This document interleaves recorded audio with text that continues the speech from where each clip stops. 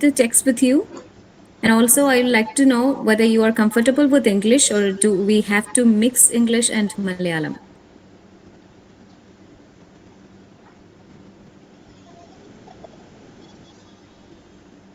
Am I audible? Can you hear me?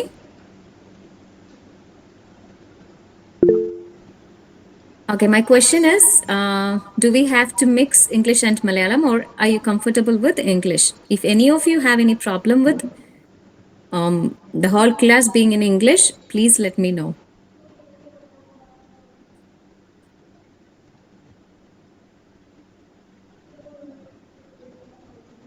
Okay, I assume that you don't have any problem with that. So we'll start with the text, which is the first block will be dealing with Abhignana Shakuntala, which is written by Kalidasa. So it is a drama, we know that it's a Sanskrit drama. Okay, I'll mix English and Malayalam. So the first block is about Shakuntala. You might have heard about the text and the story being written in so many epics as well.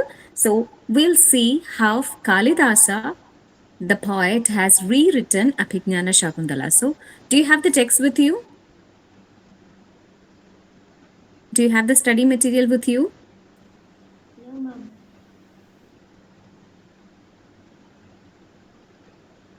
So even if you don't have it, I'll do one thing. I'll share the text with you. So can I turn off the camera? Is that comfortable with you? So rather I'll be presenting the text.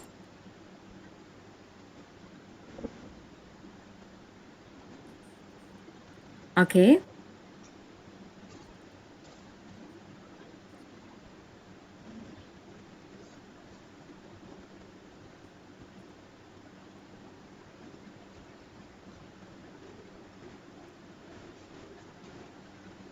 I'm sorry, there's a problem with finding the text. 1 second.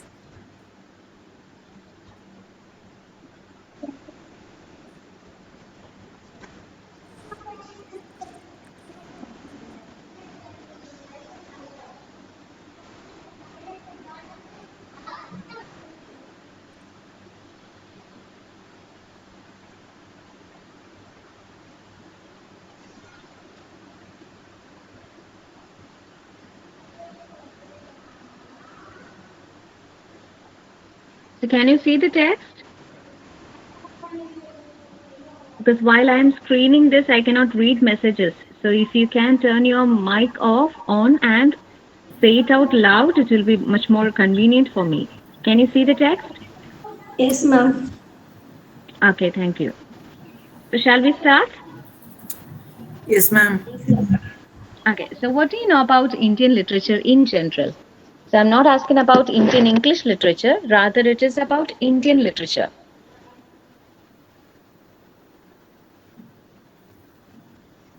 So are you comfortable with being asked questions? Are you comfortable with that?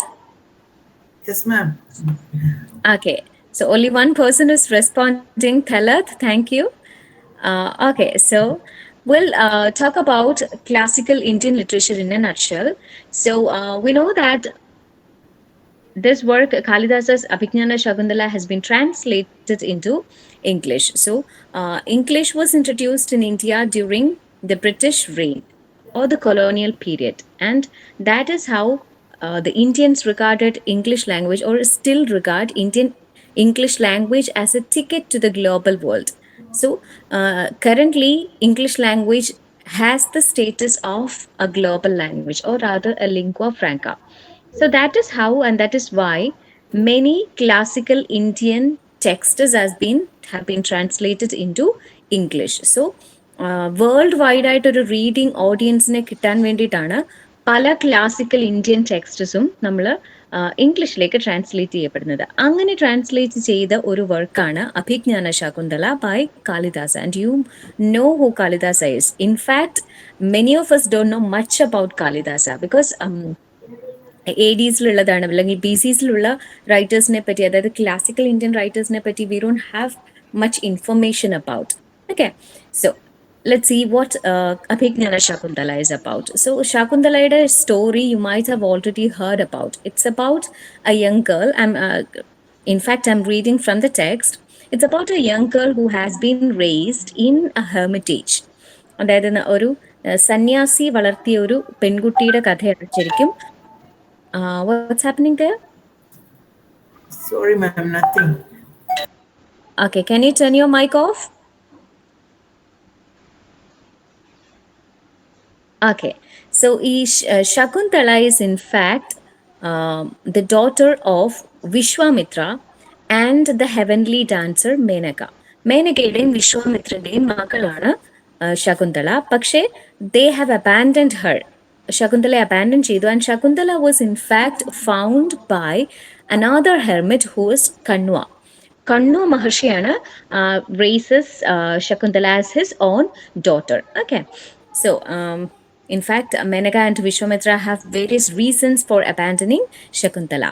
So, ഈ ശകുന്തള ഇതേപോലെ ഒരു ഹെർമിറ്റേജിൽ ഒരു സന്യാസികളുടെ കൂടെ she has been raised as there on child and it's during Har adolescent period that a king visits. Okay, a king visits, and Shakuntala gets addicted to him, gets attracted to him, and within that hermitage, the king marries and they bear a child. And later when he leaves the hermitage and പോകുമ്പോൾ നമുക്ക് ഈ story അറിയാവുന്നതാണ്, just in A നട്ഷൽ ഞാനൊന്ന് പറയുന്നതാണ്. ഇയാൾ പോകുമ്പോൾ the king gives her a Ada? ring. Hello?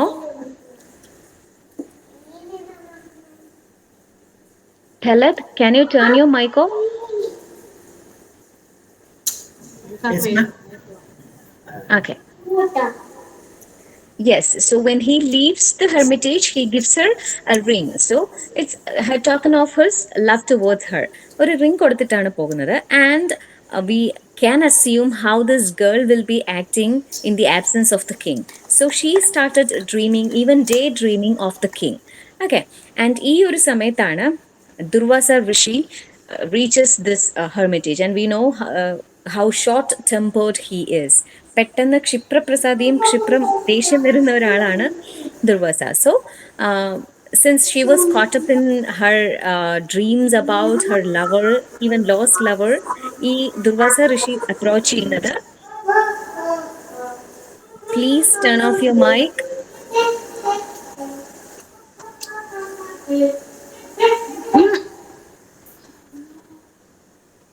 Okay, so Durvasa വരുന്നത് ശകുന്തള അറിയുന്നില്ല, and she was in fact cursed by Durvasa.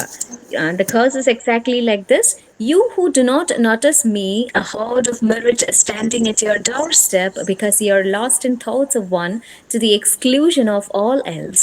You shall be lost in his thoughts, though you guard his memory hard, he shall fail to remember you. Even as a man drunk remembers not thereafter the tale he told before. So he curses her. അതായത് നമുക്ക് മലയാളത്തിൽ അറിയാം, നീ ആരെയാണോ നനച്ചുകൊണ്ടിരുന്നത്, ആരെയാണോ ഓർത്തുകൊണ്ടിരുന്നത്, അയാൾ നിന്നെ മറന്നു പോകട്ടെ എന്ന് she gets a curse. അപ്പോൾ Shakuntala was in fact very much moved by this curse. And ശകുന്തളയ്ക്ക് ഒരു എന്താ ആന്റി കേഴ്സ് പോലെ ശകുന്തളയുടെ ഫ്രണ്ട്സ് പ്ലീഡ് ചെയ്തിട്ട് ദുർവാസ ഒരു റിലീഫ് കൊടുക്കും. അതായത് if the king sees this signet ring, he'll remember you. പക്ഷേ what happens is Shakuntala on her way to palace loses this ring. So she loses it, and this ring falls in the river and it is swallowed by a fish, and this fish is caught by a fisherman and he starts wearing this. Are you able to follow me? Yes, ma'am. Okay, Yes, ma'am. so the fisherman who found this ring started wearing this ring, and later the soldiers, in fact the king's guards, find him wearing this ring. So a fisherman is not supposed to have this kind of a precious ring. So they take that ring to the king, and simultaneously Shakuntala reaches the palace. And at first the king is not able to recall her or recollect her. Rather, when he sees the ring, he is able to recall the events which had happened in the hermitage. So idana story. They are finally reunited and they will be returning to the palace. ഇതാണ് ശരിക്കും story പറയുന്നത്. അപ്പൊ നമുക്ക് ടെക്സ്റ്റിലേക്ക് പോവാം. ടെക്സ്റ്റിലേക്ക് പോകുന്നതിന് മുന്നേ we just have to know a bit about Indian aesthetics, about Indian classical drama, about Sanskrit drama, about certain classical Sanskrit playwrights. അപ്പോൾ നമ്മൾ കാളിദാസനെ പറ്റിയും അയാളുടെ ടെക്സ്റ്റിനെ പറ്റിയും പറയുന്നതിന് മുന്നേ ഇൻ ജനറൽ ഇന്ത്യൻ സിനാരിയോ നമുക്കൊന്ന് നോക്കേണ്ടതായിട്ടുണ്ട്. ഓക്കെ, സോ നമുക്ക് we may not be much familiar with many classical Sanskrit playwrights. നമുക്ക് ആകെ അറിയാവുന്ന ചുരുക്കം ചില പേരുകളാണ്. ഇന്ത്യൻ ഈസ്തറ്റിക്സ് എന്ന് പറയുമ്പോൾ നമുക്ക് ആകെ മനസ്സിൽ വരുന്ന ചെറിയ ചില പേരുകളേ ഉള്ളൂ. ലൈക്ക് കാളിദാസ വരും, ദെൻ ഭരതമുനി, ഇങ്ങനെയൊക്കെ കുറച്ച് പേരുകൾ മാത്രമേ നമുക്ക് മനസ്സിലേക്ക് വരുള്ളൂ. സോ ഒരു ട്രയോ ഇൻഫാക്ട് അവിടെ ഉണ്ടായിരുന്നു, like Bhasa, Bhavabhuti and Shudraka. These were the major Sanskrit dramatists. Okay, so കാളിദാസിനെ പറ്റി നമുക്ക് നെക്സ്റ്റ് യൂണിറ്റിലാണ് പറയുക. അതിന് മുന്നേ നമുക്ക് ഇന്ത്യൻ ഈസ്തറ്റിക്സ് ഇൻ ജനറൽ ഒന്ന് നോക്കാം. സോ ഇന്ത്യൻ ഈസ്തറ്റിക്സ് എന്ന് ഇന്ത്യൻ ക്ലാസിക്കൽ ഡ്രാമയെ പറ്റിയാണ് പറയുന്നത്. ഇന്ത്യൻ ഈസ്തറ്റിക്സ് എന്ന് പറയുമ്പോൾ നമ്മൾ ലിറ്റററി ക്രിറ്റിസിസം കേട്ടിട്ടില്ലേ? അതായത് are you able to follow me? Yes, ma'am. Yes, ma'am. So Indian aesthetics നമ്മൾ ലിറ്റററി, ഇംഗ്ലീഷിൽ നമ്മൾ ലിറ്റററി ക്രിറ്റിസിസം പോലെയാണ്. അതായത് ലിറ്റററി ക്രിറ്റിസിസം നമ്മൾ അനലൈസ് ചെയ്യുന്നത് how should A particular work B, അതായത് ഒരു if it is A tragedy how should it be. ഇപ്പോൾ ഓരോരോ ആളുകൾക്കും ഓരോ ക്രിട്ടിക്സിനും ഓരോരോ കോൺസെപ്റ്റ്സ് ഉണ്ടാവും. അതായത് പോയട്രി ആണെങ്കിൽ അതിൻ്റെ നേച്ചർ ഇങ്ങനെ ആയിരിക്കണം, അതിൻ്റെ ഫങ്ഷൻ ഇങ്ങനെ ആയിരിക്കണം, അങ്ങനെ കുറേ റൂൾസ് കുറേ ക്രിട്ടിക്സ് കൊണ്ടുവന്നിട്ടുണ്ട്. അപ്പം അതിൻ്റെ ഒരു ഇന്ത്യൻ കൗണ്ടർ പാർട്ടാണ് ഇന്ത്യൻ ഈസ്തറ്റിക്സ് എന്ന് പറയുന്നത്. അപ്പോൾ അതിലൊരു മേജർ അല്ലെങ്കിൽ one of the seminal texts is Natyashastra by Bharatamuni. അപ്പം അതിലാണ് കൂടുതലും നമ്മൾ ഡ്രാമ എങ്ങനെയാവണം, അല്ലെങ്കിൽ നാട്യം എങ്ങനെയാവണം, നാടക് എങ്ങനെയാവണം, അതിൻ്റെ വാട്ട് രസ ഇസ്, രസങ്ങൾ ഏതൊക്കെയാണ്, ഈ രസമൊക്കെ എങ്ങനെ ചെയ്യണം എന്നൊക്കെ, എങ്ങനെ പ്രസന്റ് ചെയ്യണം എന്നൊക്കെയുള്ള കാര്യങ്ങൾ കൂടുതലും പറഞ്ഞിരിക്കുന്നത് ഭരതമുനിയാണ്. And some even Natyashastra is even regarded as the fifth Veda. Okay, so and we also know Indian classical drama അവിടെ നിൽക്കട്ടെ, നമ്മൾ ഇംഗ്ലീഷ് ഡ്രാമ നോക്കുമ്പോൾ തന്നെ നമുക്കറിയാം ഏർലി ഡ്രാമാസ്. നിങ്ങൾ മൊറാലിറ്റി പ്ലേസ് ഒക്കെ കേട്ടിട്ടുണ്ടാവും അല്ലേ? എന്താ മൊറാലിറ്റി പ്ലേസ്? അതായത് പ്രീവിയസ് എറാസിൽ ഇൻ ദ ബിഗിനിങ് ആളുകൾ ഇമാജിനേഷനെക്കാട്ടി കൂടുതൽ റിലേറ്റ് ചെയ്തത്, ഓഫ് കോഴ്സ് ഇമാജിനേഷൻ വെച്ചിട്ടുള്ള ടെക്സ്റ്റ് ആണ് ഈ എപ്പിക്സ് ഒക്കെയും. മഹാഭാരത പോലെ അല്ലെങ്കിൽ ഭഗവത്ഗീത പോലെ രാമായണ പോലെയുള്ള ടെക്സ്റ്റസ് ആണ് കൂടുതലും ആളുകൾ നാടകങ്ങൾ ചെയ്യാൻ വേണ്ടിയിട്ട് ഉപയോഗിച്ചിരുന്നത്. അപ്പോൾ in English drama as well morality plays ഒക്കെ ആയിരുന്നു ആദ്യം ഉണ്ടായിരുന്നത്. അതായത് ചില സെയിൻസിന്റെ കഥകൾ അല്ലെങ്കിൽ പുരാണത്തിലെ കഥകൾ, റിലീജിയസ് ആയിട്ടുള്ള കഥകൾ. ഇപ്പൊ ഇംഗ്ലീഷിലാണെങ്കിൽ ബൈബിളിലെ ചില certain extracts, certain chapters will be made as dramas. അപ്പോൾ അതിന്റെ കാര്യം അവർ ഈവൻ ഈ ആർട്ട് ഫോംസ് ഒക്കെ ഉപയോഗിക്കുന്നെങ്കിലും അതും റിലീജിയസ് പർപ്പസിന് വേണ്ടിയിട്ടാണ് അവർ ഉപയോഗിച്ചത്. അത് അടുത്തൊരു ക്വസ്റ്റ്യൻ ആണ്. ഇപ്പോൾ ആളുകൾ പറയും ഡ്രാമ ഇങ്ങനെയാവണം, അങ്ങനെ ആകരുത് എന്നൊക്കെയുള്ളത് ഒരു കാര്യം. അതിന്റെ കൂട്ടത്തിൽ ക്രിട്ടിക്സ് പറഞ്ഞതാണ് what should be the function of any literary text, let it be A drama or A poem or A novel. ഈ ഒരു ലിറ്റററി ടെക്സ്റ്റ് വായിക്കുന്നതിന്റെ അല്ലെങ്കിൽ ഇത് ആളുകളിലേക്ക് എത്തിക്കുന്നതിന്റെ ഫങ്ഷൻ എന്താണ്, അതിന്റെ ഉദ്ദേശം എന്താണ്, what should be the goal. അപ്പോൾ പല ക്രിട്ടിക്സിനും പല ഒപ്പീനിയൻ ആണ്. അപ്പോൾ ലൈക്ക് അരിസ്റ്റോട്ടിൽ, പ്ലേറ്റോ ഒക്കെ നിങ്ങൾ കേട്ടിട്ടുണ്ടാവും. Plato was the tutor of Aristotle. In other words, Aristotle is the disciple of Plato. അപ്പോൾ പ്ലേറ്റോ അരിസ്റ്റോട്ടിൽ പോലെയുള്ള ക്രിട്ടിക്സിന് ഡിഫറൻസസ് ഓഫ് ഒപ്പീനിയൻ ഉണ്ടായിരുന്നു. അതായത് Plato believe that what ever may be written in A text it should be didactic, instructing. അതായത് എല്ലാ literary ടെക്സ്റ്റും വായിക്കുന്നത് കൊണ്ട് നമുക്ക് എന്തെങ്കിലും ഒരു ബെനിഫിറ്റ്, അക്കാഡമിക് ബെനിഫിറ്റ് ഉണ്ടാവണം. അത് ഇൻസ്ട്രക്ട് ചെയ്യണം, നമ്മൾ എന്തെങ്കിലും ടീച്ച് ചെയ്യുന്നതായിരിക്കണം എവറി ലിറ്റററി ടെക്സ്റ്റ് എന്നാണ് പ്ലേറ്റോ പറഞ്ഞത്. പക്ഷെ Aristotle was of the opinion that every literary text should be pleasing us. അത് നമ്മളെ ഒന്നും ടീച്ച് ചെയ്യണം എന്നില്ല, പക്ഷെ നമ്മളെ പ്ലീസ് ചെയ്യിപ്പിച്ചേച്ചാൽ മതി, നമുക്ക് പ്ലഷർ തന്നേച്ചാൽ മതി എന്നാണ് അരിസ്റ്റോട്ടിൽ പറഞ്ഞത്. So in the sense, different literary critics have differences of opinion what should be the function of any literary text. Are you able to follow me? Yes, ma'am. Okay. In between എന്തെങ്കിലും clarifications അല്ലെങ്കിൽ ഉണ്ടെങ്കിൽ just note down. Okay, എന്നിട്ട് എന്നോട് ചോദിച്ചാൽ മതിയേ. യാ, so I'm sorry if I'm making any noise. Yeah. So, um, so Aristotle and Plato, they are Greek of origin. അപ്പോൾ ഇവര് എല്ലാവരും, in fact, it was Aristotle who believed that a drama should be having three unities. I believe that you can see it in your text.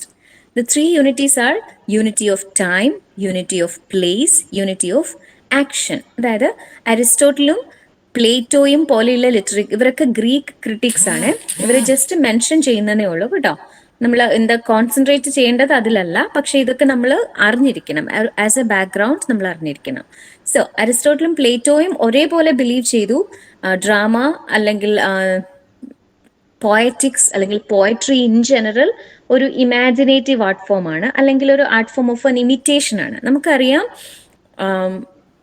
ലൈഫിൻ്റെ ഒരു റിയാലിറ്റിയുടെ ഒരു imitation ആണ് literature. എപ്പോഴും നാടകമാണെങ്കിലും even if it is a poem, it will be an imitation of real life. ഇപ്പോൾ ചിലപ്പോൾ the poet will be inspired by seeing a bunch of flowers, like daffodils കണ്ടിട്ട് Wordsworth poem എഴുതിയ പോലെ ഒരു bunch of flowers കണ്ടിട്ടായിരിക്കാം inspired ആവുന്നത്.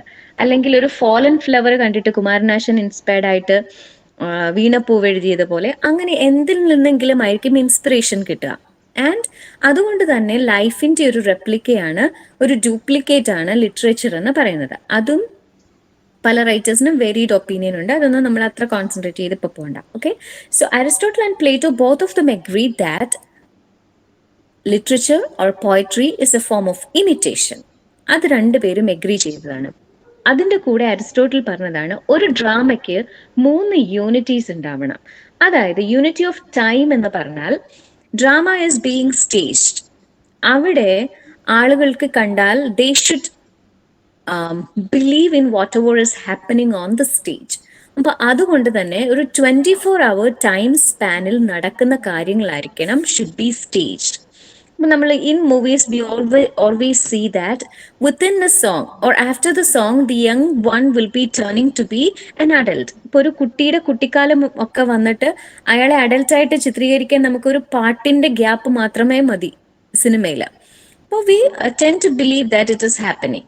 പക്ഷേ ഡ്രാമയിൽ അത് പാടില്ല എന്നാണ് അരിസ്റ്റോട്ടിൽ പറഞ്ഞത്. അതായത് ആളുകൾക്ക് വിശ്വസനീയമായ രീതിയിൽ വരണമെങ്കിൽ ഷുഡ് ബി ഈവൻസ്, ഒറ്റ ദിവസത്തിൽ സംഭവിക്കുന്ന കാര്യങ്ങളിൽ കൂടുതലൊന്നും, അതായത് കുറെ വർഷങ്ങളുടെ കഥയൊന്നും സ്റ്റേജ് ചെയ്യാൻ പാടില്ല എന്നാണ് യൂണിറ്റി ഓഫ് ടൈം ഉദ്ദേശിക്കുന്നത്. Is that clear? Yes, ma'am. Okay, so the next one is unity of place. അപ്പോൾ നമുക്ക് സിനിമയിൽ അറിയാം, മൂവീസിൽ നമ്മൾ we often see that one scene will be happening in here in Kerala, maybe in Ankamali, and the other scene will be happening in London. It happens in movies. Appo Aristotle was of the opinion that it should never happen in a tragedy. അതായത് unity of place പറയുന്നത് ഒറ്റ സ്ഥലത്ത് നടക്കുന്ന events ആയിരിക്കണം. ഒറ്റ സ്ഥലം എന്ന് പറഞ്ഞാൽ ഇപ്പോൾ ചിലപ്പോൾ ഒരു വെന്യൂ മാറുമായിരിക്കും. ഇപ്പോൾ 2 വീടായിരിക്കാം ചിലപ്പോൾ കാണുന്നത്, അല്ലെങ്കിൽ ഒരു വീടിന്റെ തന്നെ 2 സ്ഥലങ്ങളായിരിക്കാം കാണുന്നത്. That is okay. പക്ഷേ the events should happen in one singular place. Okay, അതാണ് യൂണിറ്റി ഓഫ് പ്ലേസ് പറയുന്നത്. And unity of action 2 attributes ഉണ്ട്. യൂണിറ്റി ഓഫ് ആക്ഷൻ പറയുന്നത് ഒരു സിംഗിൾ പ്ലോട്ടേ പാടുള്ളൂ. അപ്പം നമ്മൾ മൂവീസിലൊക്കെ വി ഓഫൺ ഫൈൻഡ് ദാറ്റ് ഒരു മെയിൻ പ്ലോട്ട് ഉണ്ടാവും, നായകൻ, പ്രൊട്ടഗോണിസ്റ്റ് ആൻഡ് ആൻ ആന്റഗോണിസ്റ്റ്, പിന്നെ ഹീറോയിൻ ഉണ്ടാവും, and some major characters who revolve around the protagonist. അതൊരു മെയിൻ പ്ലോട്ടായിട്ട് പോകും. അതിൻ്റെ കൂടെ ഒരു sub plot will also be there. അവിടെയാണ് നമ്മൾ ഈ കോമിക് ക്യാരക്ടേഴ്സ് ഒക്കെ വരുന്നത്. ഇപ്പൊ ജഗതി, ഹരിശ്രീ അശോകൻ, സലിം കുമാർ, ഇങ്ങനെയുള്ള കോമിക് ആക്ടേഴ്സിനെ മിക്കവാറും നമ്മൾ സബ് പ്ലോട്ടിലാണ് വരിക. അവരൊരു കോമിക് റിലീഫിന് വേണ്ടിയിട്ട് മാത്രം ഉള്ള ക്യാരക്ടേഴ്സ് ആയിട്ട് പ്രസന്റ് ചെയ്യുന്നത്. സോ അങ്ങനത്തെ സബ് പ്ലോട്ട്സ് പാടില്ല.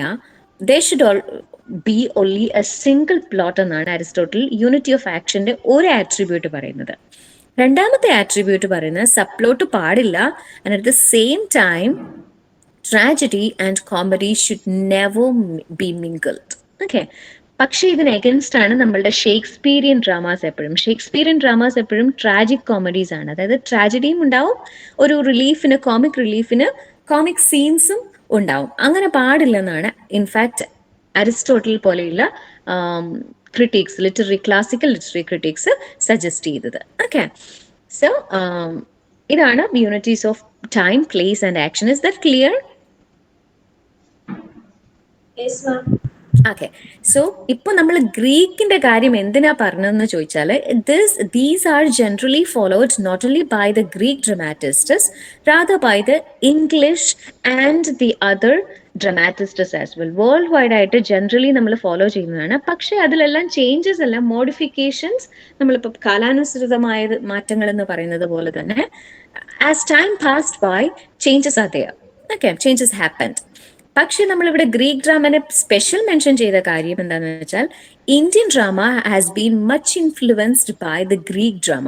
നമ്മൾ ശ്രദ്ധിച്ചാൽ അറിയാം, ഗ്രീക്ക് മിത്തോളജീസും ഇന്ത്യൻ മിത്തോളജീസും തമ്മിൽ ഒരുപാട് സാമ്യമുണ്ട്. നമ്മൾ സൂര്യദേവൻ, അഗ്നിദേവൻ, വായുദേവൻ എന്നൊക്കെ നമ്മൾ പറയാറുള്ളത് പോലെ തന്നെ the counter deities are there, or gods and goddesses are there in Greek mythology as well. നമ്മൾ അപ്പോളോ, സിയൂസ്, ഇങ്ങനെയുള്ള ഹെർക്കുലസ്, ഇങ്ങനെയുള്ള ഗോഡ്സും ഗ്രീക്ക് മിത്തോളജിയിലും ഉണ്ട്. അപ്പോൾ സോ അതേപോലെ തന്നെ ക്ലാസിക്കൽ ഇന്ത്യൻ ഡ്രാമ മിത്തോളജീസിനെയൊക്കെ ബേസ് ചെയ്തിട്ടാണ്, ഹിസ്റ്ററിക്കൽ ക്യാരക്ടേഴ്സിനെയും മിത്തോളജിക്കൽ ക്യാരക്ടേഴ്സിനെയും ബേസ് ചെയ്തിട്ടാണ്. Similarly the Greek dramas are also centred on historical and mythical or mythological figures. അപ്പൊ അതാണ് ഗ്രീക്ക് ഡ്രാമയും സാൻസ്ക്രിറ്റ് ഡ്രാമയും അല്ലെങ്കിൽ ഇന്ത്യൻ ക്ലാസിക്കൽ ഡ്രാമയും തമ്മിലുള്ള ഒരു similarity. Okay, so now let's see or look into what Sanskrit drama is. So, I'm sorry. India is a vast nation. In fact, India can never have a singular dramatic tradition.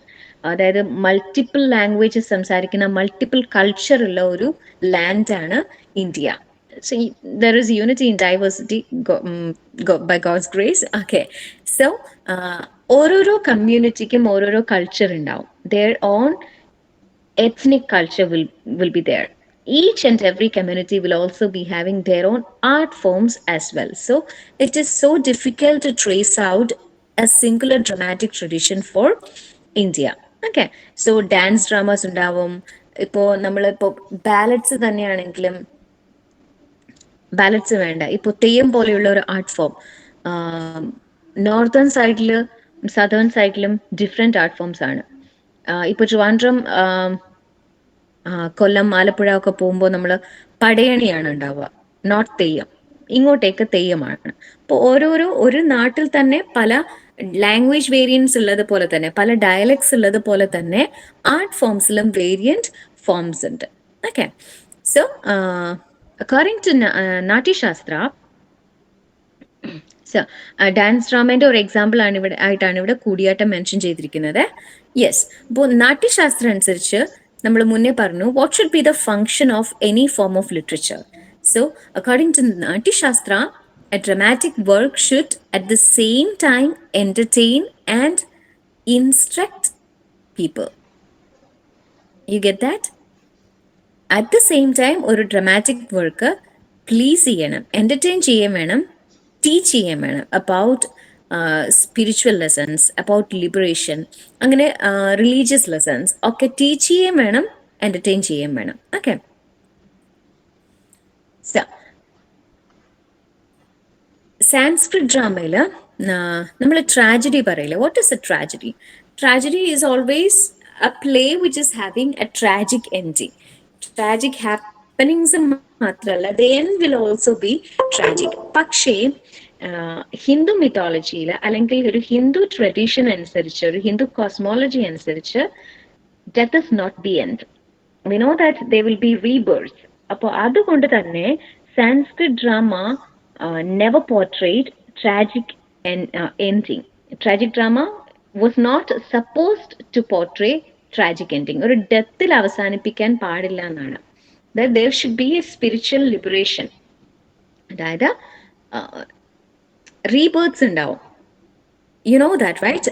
Eastern philosophy-യിൽ നമ്മൾ we are never having an end. Death is not an end. നമുക്ക് rebirth ഉണ്ടാവും. അതേപോലെ തന്നെ every single drama should be having a rebirth. ഒരു tragic എൻഡിങ്ങിൽ നിർത്താൻ പാടില്ല. ഓക്കെ, സോ അടുത്ത ഒരു criteria is the rasa is an important aspect of Sanskrit drama. So rasa എന്ന് പറയുമ്പോൾ നമ്മളുടെ basic assumption is whatever the characters R showcasing on their face or through their gestures or through their body language and their costumes.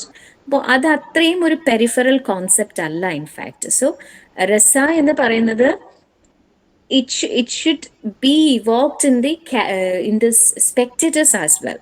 ഈ actor അത് present ചെയ്താൽ മാത്രം പോരാ. Communication process നമ്മൾ പറയില്ലേ, communication is complete only when the speaker, the sender and receiver both are having equal contribution in that process. അതേപോലെ തന്നെയാണ് രസ ഇയാള് ഉണ്ടാക്കുന്നുണ്ട്, അത് അതേമാതിരി തന്നെ the spectator should also receive it. അയാളിൽ ആ ഇമോഷൻസ് ഇവോക്ക് ചെയ്യാൻ പറ്റിയാൽ മാത്രമേ രസയുടെ കംപ്ലീഷൻ ഉള്ളൂ. അത് അരിസ്റ്റോട്ടലിന്റെ ഒരു കോൺസെപ്റ്റ് ഉണ്ട്, കഥാർസിസ് എന്നാണ് പറയുക. അതായത് നമ്മുടെ ഉള്ളിലെ സ്റ്റാഗ്നന്റ് ഇമോഷൻസ് ഉണ്ടാവും. സ്റ്റാഗ്നന്റ് എന്ന് പറഞ്ഞാൽ കെട്ടിക്കിടക്കുന്ന ഇമോഷൻസ് ഉണ്ടാവും. അതായത് ഇപ്പോൾ ഒരു ട്രാജഡി കാണുമ്പോൾ, ഇപ്പോൾ ആകാശദൂത് പോലെയുള്ള മൂവി കണ്ടപ്പോൾ lot of us cried, many of us cried. അതുവഴി in fact we are getting an outlet to express, to let our stagnant emotions out. Okay, അപ്പം നമ്മുടെ ഉള്ളിൽ സ്റ്റാഗ്നന്റ് ആയിട്ട് കുറേ ഇമോഷൻസ് കിടന്നാലുള്ള ഒരു പ്രശ്നം, it will lead to mental problems. So these tragedies are giving us an opportunity to have an outlet for our stagnant emotions as well. Okay, അപ്പോൾ even though the play shouldn't, a Sanskrit play shouldn't end with a tragic ending, still the play is giving an outlet for the emotional responses of the spectators. Spectatorsലും ആ ഒരു same emotion Evoque ചെയ്യാൻ പറ്റണം. So rasa is composed of vibhava, anubhava, vyabhichara bhava and sthayi bhava. These are the various types of emotional responses. Okay, so yeah. And നാട്യശാസ്ത്ര, നമ്മളിപ്പോൾ അരിസ്റ്റോട്ടലിൻ്റെ കാര്യം പറഞ്ഞില്ലേ, Aristotle talks about tragedy, comedy, epic. ഇങ്ങനെയുള്ള epic എന്താണെന്ന് അറിയില്ലേ? എപ്പിക്കിൻ്റെ മലയാളം മഹാകാവ്യം, Malayalam or Sanskrit is മഹാകാവ്യമാണ് എപ്പിക്. അപ്പോൾ ഇതിനെപ്പറ്റി എല്ലാം അരിസ്റ്റോട്ടിൽ പറയുന്നുണ്ട്. അതേപോലെ തന്നെ Natyashastra is not simply talking about the few rasas or the few emotional responses, rather it also discusses the different types of plays. So the major type of play being mentioned in Natyashastra is Rupaka, and the minor one is Uparupaka. So Rupaka itself consists of 10 varieties. 10 varieties of drama Rupakayil thaneyundu, major type of drama il thaneyundu. Adil the Nataka are plays based on myths and heroic tales, and these are the major two, Nataka and Prakarana. And Nataka is based on myths or heroic tales.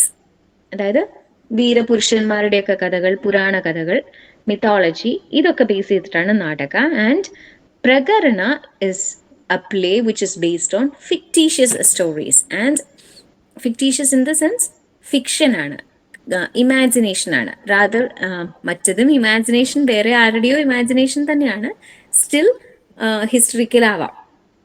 പ്രകരണയിൽ കൂടുതലും fiction ആണ്, സാങ്കല്പികമാണ്. Okay,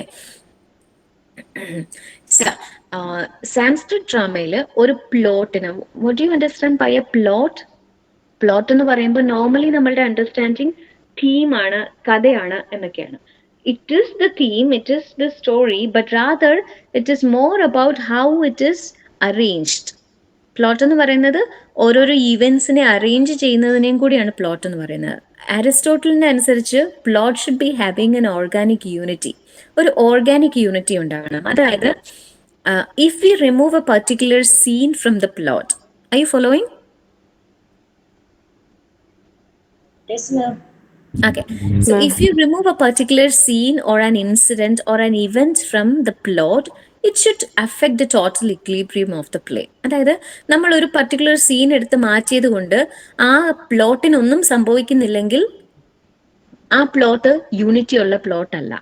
അതായത് tightly packed ആയിരിക്കണം. ഒരു particular scene remove ചെയ്താലോ അതിനെ ഒന്ന് നമ്മൾ displace ചെയ്താലോ അത് ടോട്ടൽ ഇക്വിലിബ്രിയത്തിനെ മൊത്തം അഫക്റ്റ് ചെയ്യണം. അതായത് ആവശ്യമില്ലാത്ത അൺവാണ്ടഡ് ആയിട്ടുള്ള മിസ്പ്ലേസ്ഡ് ആയിട്ടുള്ള ഒരു സീൻ പോലും ഉണ്ടാവാൻ പാടില്ല. അങ്ങനെയാണ് ഓർഗാനിക് യൂണിറ്റി പ്ലോട്ടിന് ഉണ്ടാവുക. So Sanskrit drama also gives much importance to a plot, how the plot is structured. Okay, so 5 transitions ആണ് പ്ലോട്ടിനുള്ളത്. ട്രാൻസിഷൻ എന്ന് വെച്ചാൽ നമ്മളിപ്പം ക്ലൈമാക്സിലേക്ക് എത്തുന്നത് എന്നൊക്കെ പറയത്തില്ലേ, ഓരോരോ സ്റ്റേജസ് ആണുള്ളത് ഒരു പ്ലോട്ടിന്. അതിന്റെ ഫസ്റ്റ് പാർട്ട് ഇസ് മുഖ ഓർ ഒറിജിൻ. ഒറിജിൻ എന്ന് പറയുന്നത് എക്സ്പോസിറ്ററി സീനാണ്, അതായത് ഇൻട്രൊഡക്ടറി സീൻസ് ആണ്. അതായത് പ്ലോട്ടിനെ പറ്റി ക്യാരക്ടേഴ്സിനെ പറ്റിയുള്ള ബേസിക് ഇൻഫർമേഷൻസ് നമുക്ക് കിട്ടുന്ന ആദ്യത്തെ കുറച്ച് സീൻസിനെയാണ് നമ്മൾ മുഖ അല്ലെങ്കിൽ ഒറിജിൻ എന്ന് പറയുന്നത്. അതിന്റെ സെക്കൻഡ് സ്ട്രക്ചറാണ്, പ്ലോട്ട് സ്ട്രക്ചറിന്റെ സെക്കൻഡ് പാർട്ടാണ് അല്ലെങ്കിൽ ട്രാൻസിഷൻ ആണ് പ്രതിമുഖ ഓർ ഇൻസിഡന്റ്. അതിലാണ് നമ്മൾ ഇതിൽ ഗുഡ് ആരാണ്, ബാഡ് ആരാണ്, ഗുഡ് ഇവന്റ്സ് ഏതൊക്കെയാണ്, ബാഡ് ഇവന്റ്സ്, അതിനെ ഒന്ന് എസ്റ്റാബ്ലിഷ് ചെയ്യുന്ന കുറച്ച് സീൻസിനെയാണ് നമ്മൾ പ്രതിമുഖ എന്ന് പറയുന്നത്. Are you following? Yes, ma'am. I am repeating the question since I cannot see your faces. നമ്മൾ ഓൺലൈൻ ക്ലാസ്സിന്റെ ഒരു ഡ്രോബാക്ക് ആണ്, ഒരു restriction that we are having is I cannot see your faces. അതുകൊണ്ടാണ് ഞാൻ ഇടയ്ക്കിടയ്ക്ക് ചോദിക്കുന്നത്. Okay, yes. ആൻഡ് മുഖ, പ്രതിമുഖ. അടുത്ത ഒരു ട്രാൻസിഷൻ ആണ്, സ്റ്റേജ് ആണ് ജേർം അല്ലെങ്കിൽ ഗർഭ. ഇവിടെയാണ് നമ്മൾ മേജർ ആക്ഷൻസ് എല്ലാം സംഭവിക്കുന്നത്. ആദ്യത്തെ രണ്ടും ഒരു ഓൾമോസ്റ്റ് ഇൻട്രൊഡക്ഷൻ ആണ്. ആദ്യത്തേത് മുഖ, ജസ്റ്റ് ഇൻട്രൊഡക്ഷൻ. രണ്ടാമത്തെ പ്രതിമുഖയിലാണ് നമ്മളെ ക്യാരക്ടേഴ്സിനെയും ചില ഇവന്റ്സിനെയും നമ്മൾ എസ്റ്റാബ്ലിഷ് ചെയ്യുന്നത്. പിന്നീടാണ് നമ്മുടെ ആക്ഷൻ അതിനെ കൾമിനേഷനിലേക്ക് എത്തുന്നത്. Okay, and it leads to aim or the phala. And the fourth one is vimarsha or the crisis. ഏറ്റവും ഒരു കോംപ്ലിക്കേഷൻ എന്നാണ് ഇംഗ്ലീഷിൽ നമ്മൾ പറയാം. കോംപ്ലിക്കേഷൻ ഒരു ഫേസ് ആണ് വിമർശ വരുന്നത്. വേർ നമ്മൾ ഒരു ടൈമിൽ നമ്മൾ വിചാരിക്കും ഹീറോയുടെ ലൈഫിൽ ഏറ്റവും കോംപ്ലിക്കേഷൻ ഇൻ ജനറൽ വിചാരിച്ചാൽ മതി. അതായത് it seems like the bad characters or bad actions are outweighing the good actions.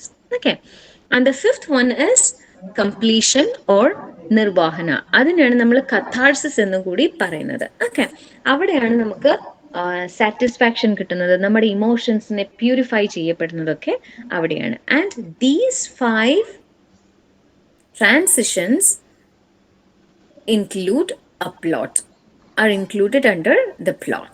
Okay, so Sanskrit drama-യുടെ ഒരു അടുത്ത ഒരു യുണീക് ഫീച്ചർ, ഒരു സ്പെഷ്യാലിറ്റി എന്ന് പറയുന്നത് Sanskrit drama is bilingual. Bilingual എന്ന് പറഞ്ഞാൽ V know that A person is bilingual when he speaks 2 languages. Okay, 2 ലാംഗ്വേജിൽ mastery ഉള്ള ഒരാളെയാണ് നമ്മൾ ബൈലിംഗ്വൽ എന്ന് പറയുന്നത്. So how can Sanskrit drama B bilingual? Sanskrit എന്ന് പറഞ്ഞാൽ തന്നെ ഒരു സിംഗിൾ ലാംഗ്വേജ് അല്ലേ. ആ സിംഗിൾ ലാംഗ്വേജിലുള്ള ഡ്രാമയ്ക്ക് എങ്ങനെയാ ബൈലിംഗ്വൽ ആവാൻ പറ്റുക? സോ വി നോ ദാറ്റ്, നിങ്ങളിപ്പോൾ ഷേക്സ്പിയറിയൻ ഡ്രാമയൊക്കെ പഠിച്ചിട്ടുണ്ടെങ്കിൽ വി നോ ദാറ്റ് അതിലെ മേജർ ക്യാരക്ടേഴ്സ് ഉണ്ടാവും. അതായത് those who belong to the upper class, അവരൊക്കെ പോയറ്റിക് ലാംഗ്വേജിലാണ് സംസാരിക്കുക.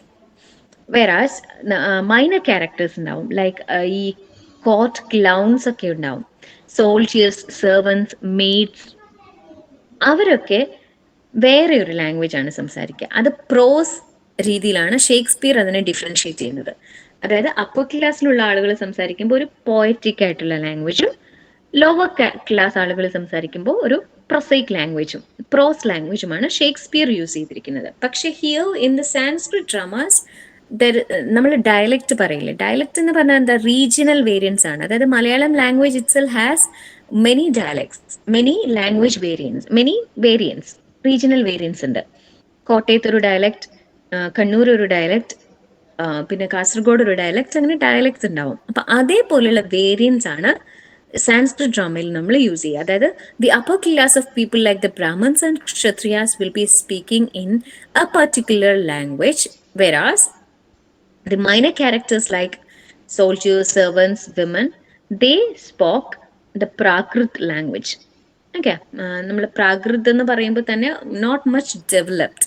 ഓക്കെ, ആ ഒരു സോർട്ട് ഓഫ് ലാംഗ്വേജ് ആണ് മൈനർ ക്യാരക്ടേഴ്സ് ഉപയോഗിച്ചിരുന്നത്. ഇച്ചിരൂടെ പൊളൈറ്റ് ആയിട്ടുള്ള സൊഫിസ്റ്റിക്കേറ്റഡ് ആയിട്ടുള്ള സാൻസ്ക്രിറ്റ് ലാംഗ്വേജ് ആണ് ക്ഷത്രിയാസും ബ്രാഹ്മൺസും യൂസ് ചെയ്തിരുന്നത്. Okay, and some stock characters will also be there. Stock characters എന്ന് പറഞ്ഞാൽ മസ്റ്റ് ആണ്, ഇങ്ങനത്തെ കുറച്ച് ക്യാരക്ടേഴ്സ് ഉണ്ട്. Sutradhar will be there, the director. സൂത്രധാരൻ എന്നൊക്കെ നമ്മൾ മലയാളം ഡ്രാമയിലും കാണാറുണ്ട്. Sutradhar will be there, the nayak, nayaki and vidushaka. they speak either in Sanskrit or Prakrit. അവരുടെ caste or class, അവരുടെ gender, women and children always come under the minor characters. അതായത് അവരെയും നമ്മൾ ഈ പറയുന്ന പോലെ പ്രാകൃത് സംസാരിക്കുന്ന ആളുകളാണ് women and children as well. അവരൊന്നും even though a woman is belonging to an upper caste, ഒരു ബ്രാഹ്മൺ വുമൻ ആണെങ്കിൽ പോലും she will be talking in the Prakrit language, and that is the discrimination that women faced back then. Okay, yes. And വേറൊരു discrimination എന്താണെന്ന് വെച്ചാൽ, even in the നാട്യശാസ്ത്ര it is specified that the spectators ideally should be educated and Noble men. Educated ആയിട്ടുള്ള നോബിൾ ക്ലാസ്സിൽ വരുന്ന ആളുകൾ മാത്രമായിരിക്കണം spectators, കാഴ്ചക്കാർ പോലും educated ആയിരിക്കണം എന്ന് സ്പെസിഫൈഡ് ആയിട്ട് പറഞ്ഞിട്ടുണ്ട്. ഓക്കെ,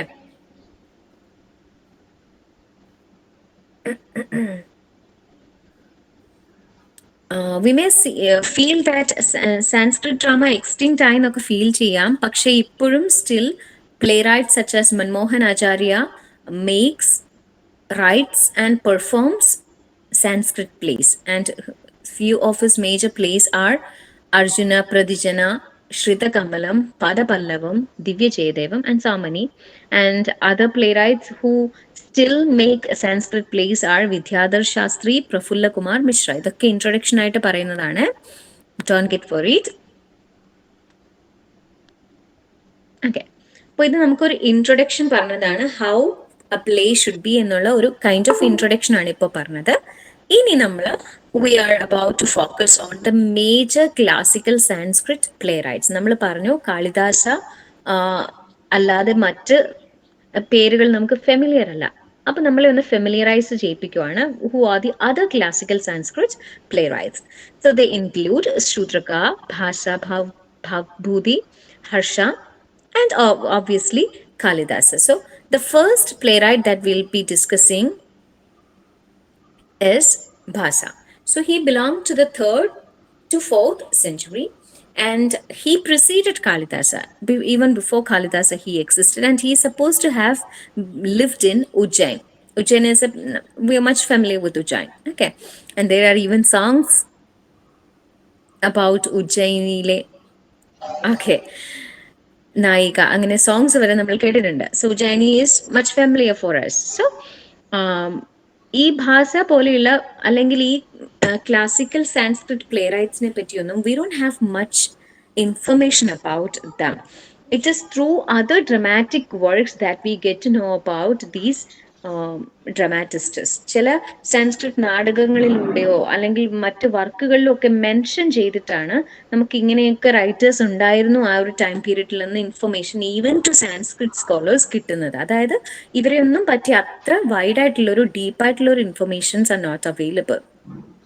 ഓക്കെ, സോ ഭാഷയുടെ certain works have been discovered by Pandit Anandalwar through one of his archaeological survey of Mysore. Okay, ഈ വർക്കുകളൊക്കെയും ഡിസ്കവർ ചെയ്തിട്ടുള്ളതാണ്. And the play is Swapna Vasava Datta. Swapna Vasava Datta, literally translated into English as The Vision of Vasava Datta. Okay. And in the year 1913, 13 plays have been discovered in an old library in Thiruvananthapuram by T. Ganapati Shastri, which have been written by Bhasa. ഭാസയുടേതായിട്ട് 13 place നമ്മൾ 1913 discover ചെയ്തിട്ടുണ്ട്. ഈ ഒരു time പീരീഡിന്റെ ഒക്കെ speciality എന്ന് വെച്ചാൽ many times the authors will be anonymous. ചിലപ്പോൾ നമുക്ക് attribute ചെയ്യപ്പെടും, ഇത് ഇയാൾ എഴുതിയതാണെന്ന് ആട്രിബ്യൂട്ട് ചെയ്യപ്പെട്ടതും ഉണ്ട്. We are not much sure. Okay, so anyways, Bhaza drew his inspiration from epics. Just like any other classical playwright, ഭാസയും Mahabharata പോലെയുള്ള എപ്പിക്കുകളിൽ നിന്ന്, രാമായണ പോലെയുള്ള എപ്പിക്കുകളിൽ നിന്നും പുരാണയിൽ നിന്നും ഒക്കെയാണ് ക്യാരക്ടേഴ്സിനെയും ചില പ്ലോട്ടുകളും ഒക്കെ എടുത്തിട്ടുള്ളത്. ഓക്കെ. And വേറൊരു speciality, even when Bhasa belonged to the classical dramatic tradition, he never followed the dramatic conventions which have been mentioned by Bharata Muni in Natya Shastra. Okay. Some say that Bharata Muni അന്ന് എഴുതിയിട്ടില്ല എന്ന് വിചാരിക്കുന്നുണ്ട്. And some others believe that Bhasa poetic experiments ആണ് അത്. അതായത് ഇപ്പോൾ നമ്മൾ for example നമ്മളിപ്പോൾ നോവൽ എന്ന് പറഞ്ഞാൽ, I you following me? Yes, ma'am. Okay. നമ്മൾ നോവൽ എന്ന് പറയുമ്പോൾ നമ്മുടെ ഒരു കോൺസെപ്റ്റ് എന്താന്ന് വെച്ചാൽ, നോർമൽ ഒരു കോൺസെപ്റ്റ് എന്താന്ന് വെച്ചാൽ, കഥ ഇങ്ങനെ ആദ്യം മുതൽ തുടങ്ങുന്നു, ഇന്ന ഇന്ന ക്യാരക്ടേഴ്സ് ആണുള്ളത്, അങ്ങനെ കഥ ഇവരുടെ ലൈഫിൽ ഇതൊക്കെ സംഭവിച്ചു, അവസാനം ഇങ്ങനെ സംഭവിച്ചു, അങ്ങനെ ഒരു ലീനിയർ പാറ്റേണിലാണ് കഥ പോകുന്നതെന്നാണ് നമ്മുടെ ഒരു നോർമൽ ഒരു കോൺസെപ്റ്റ്. പക്ഷേ നമ്മളൊരു 20th സെഞ്ചുറി 21st സെഞ്ചുറി ഒക്കെ വന്നപ്പോഴത്തേന് ഒരു സ്ട്രീം ഓഫ് കോൺഷ്യസ്നെസ് എന്ന് പറയുന്ന ഒരു new technique has been introduced. Stream of consciousness എന്ന് പറയുന്ന ടെക്നിക് അനുസരിച്ച് കഥ ഇങ്ങനെ തുടക്കം, ബിഗിനിങ്, മിഡിൽ, എൻഡ് അങ്ങനെയല്ല, ഒരു ക്യാരക്ടറിന്റെ പെർസ്പെക്റ്റീവിൽ നിന്നുമല്ല പറയുന്നത്. മിക്കവാറും നോവല് ഒന്നുകിൽ നോവലിസ്റ്റിന്റെ പെർസ്പെക്റ്റീവിലായിരിക്കും, അല്ലെങ്കിൽ നരേറ്റർ ഏതെങ്കിലും ഒരു ക്യാരക്ടർ ആയിരിക്കും. പക്ഷെ ഈ സ്ട്രീം ഓഫ് കോൺഷ്യസ്നെസ് ടെക്നിക് ഒക്കെ വന്നപ്പോൾ every major characters will be the narrator's. Narrator's എന്ന് വെച്ചാൽ ഒരു ചാപ്റ്റർ ചിലപ്പം ഇപ്പം സുരയ്യ എന്ന് പറയുന്ന ഒരു ക്യാരക്ടർ ഉണ്ടെങ്കിൽ ഒരു ചാപ്റ്റർ സുരയ്യയുടെ തോട്ട്സ് ആണ്. അതായത് ഈ ഇവന്റ്സ് മുഴുവൻ സുരയ്യയുടെ ഒരു പെർസ്പെക്റ്റീവിൽ കൂടെയാണ് നമ്മൾ കാണുന്നത്. അടുത്ത ചാപ്റ്റർ ചിലപ്പോൾ അടുത്ത മേജർ ഒരു ക്യാരക്ടറിന്റെ തോട്ട്സ് ആണ്. അതായത് ഈ എല്ലാ ചാപ്റ്റർ വായിക്കുമ്പോഴാണ് നമുക്ക് എങ്ങനെയാണ് കഥ, എന്താണ് കഥ എന്ന് നമ്മുടെ ഒരു അണ്ടർസ്റ്റാൻഡിങ് ഉണ്ടാക്കിയെടുക്കാൻ പറ്റുന്നത്. അപ്പൊ അതൊക്കെ എക്സ്പെരിമെന്റ്സ് ആണ്. Similarly Bhasa has been experimenting with drama, and that is why he disregarded the dramatic conventions mentioned by Bharata Muni.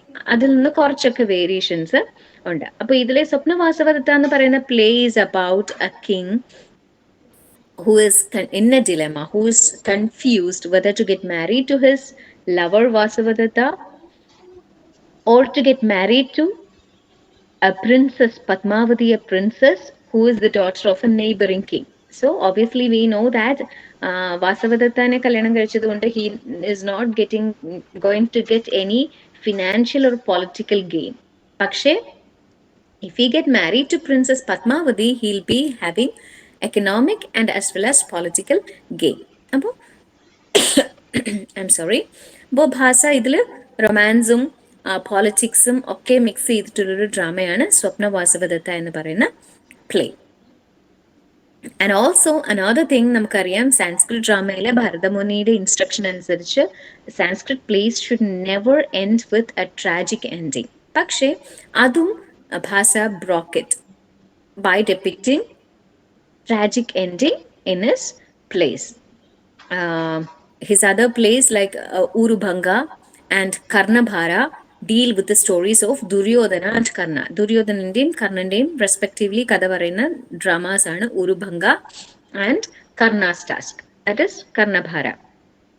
ഇത് രണ്ടും നമുക്കറിയാം ട്രാജിക് ആണ്.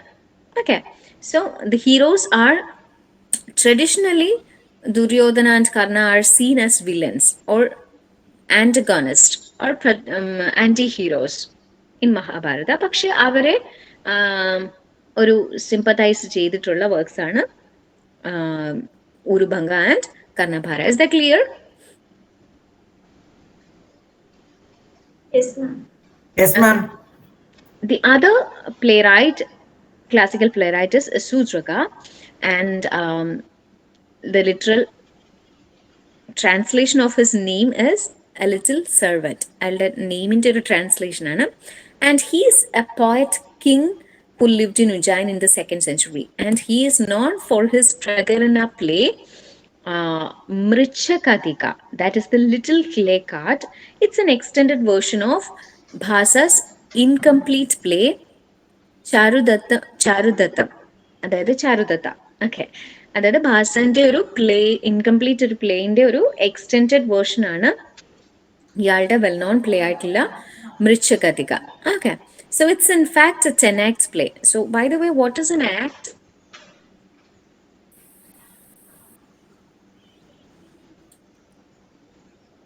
Do you have any understanding what an act is?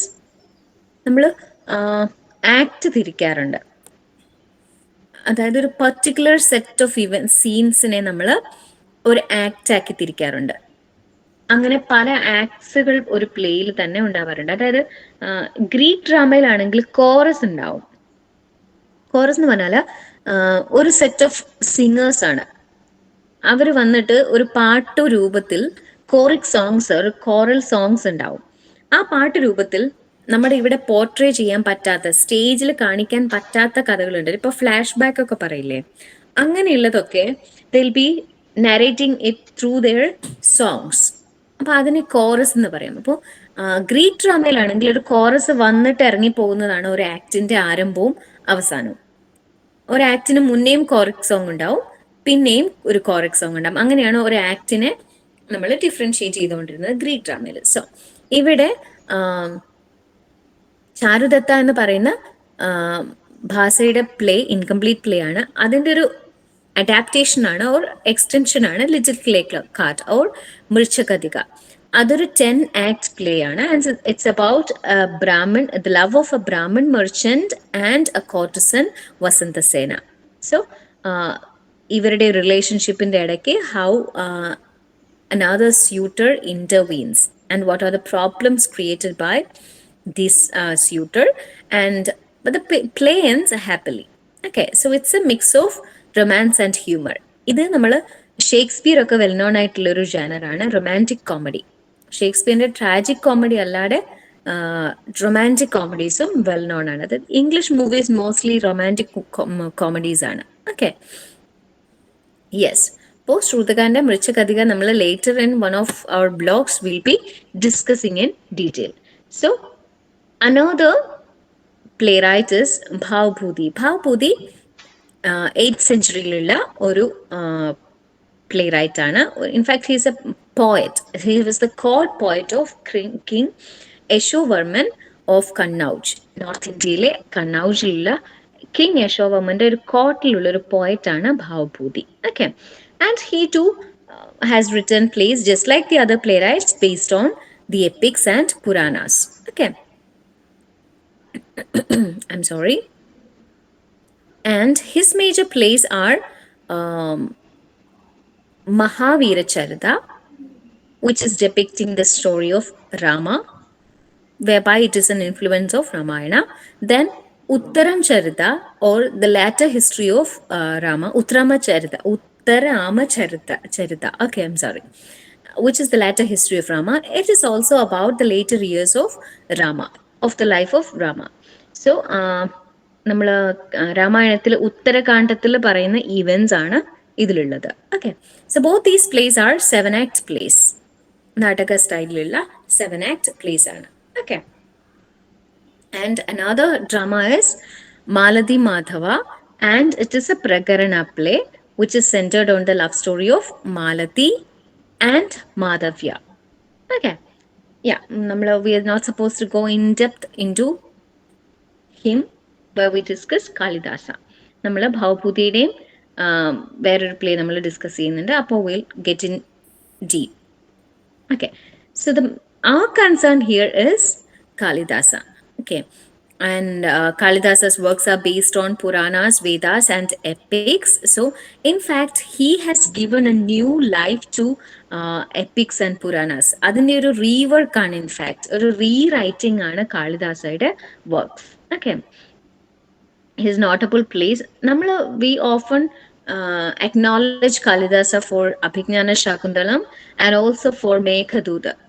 അതാണ് നമ്മൾ mostly Kalidasയുടെ acknowledge in works. Pakshe, he has written other plays such as Malavigagnimithram, then Vikramoorvashiyam, then some epic poems like Raghuvamsha, Kumara Sambhava, and so many other Khandakavyas. Khandakavyas are short poems, his minor poems. Okay.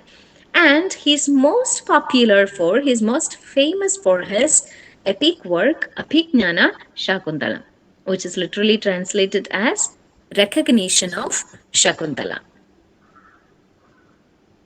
So before getting into the text, Abhignana Shakuntala, will just go through who Kalidasa is. Are you here? Yes, ma'am. Okay. Shall we continue? Yes, sir. Yes, ma'am. Okay. So just like I've mentioned earlier, we don't know much about these classical playwrights. ഇവരുടെ ഒരു background ഒന്നും we are not that familiar with. So it's a tradition, it's a practice in earlier criticism to know more about the writer's background. അതായത് നമ്മളിപ്പോൾ normally ഇപ്പൊ നമ്മൾ ചെയ്തതും അത് തന്നെയാണ്. We are supposed to study Abhignana Shakuntala, but rather than directly focusing on the work, we're going through the classical Indian dramatic tradition and some other major writers. അപ്പോൾ ഈ ഒരു അപ്രോച്ചാണ് നമ്മൾ നോർമലി ചെയ്യുക.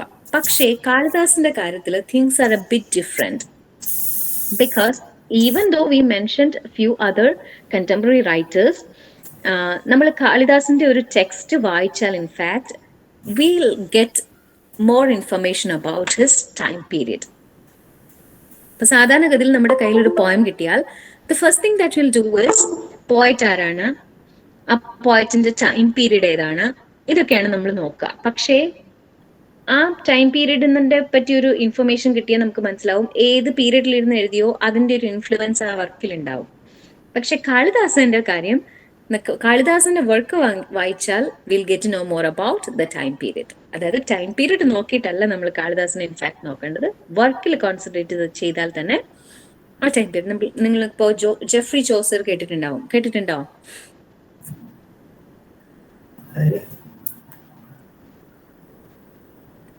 Have you?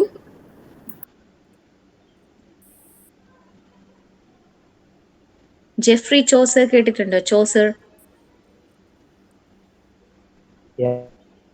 Yeah, Chaucer is in fact the father of English poetry. പുള്ളിക്കാരന്റെ notable work is Canterbury Tales. Critics are of the opinion that Canterbury Tales is a slice of 14th century England.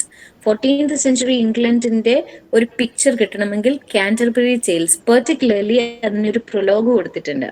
ആ പ്രൊലോഗില് he has described all the characters who appear in the work.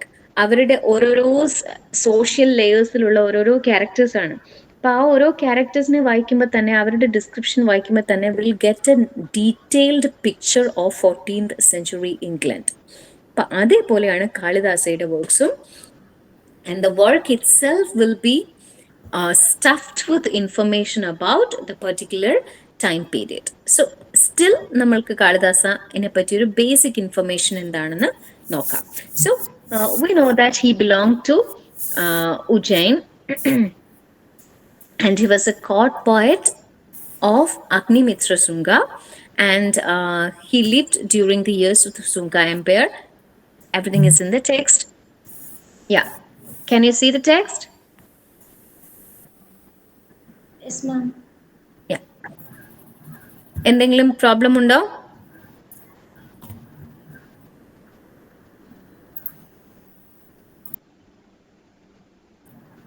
I assume there isn't any. Yes. So, നമ്മൾ കുറച്ചു മുന്നേ കാളിദാസന്റെ major place പറഞ്ഞപ്പോൾ നമ്മളൊരു പ്ലേയുടെ പേര് പറഞ്ഞു, മാളവികാഗ്നിമിത്രം എന്ന് പറഞ്ഞു.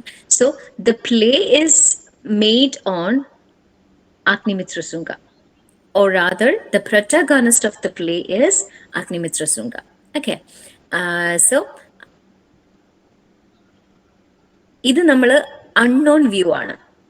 നമ്മൾ നോർമലി കേട്ടിട്ടുള്ളത് കാളിദാസനെ പറ്റി എന്താണ്?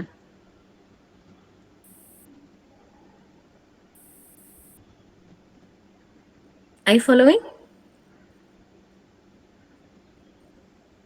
Are you there? Yes, ma'am. Okay.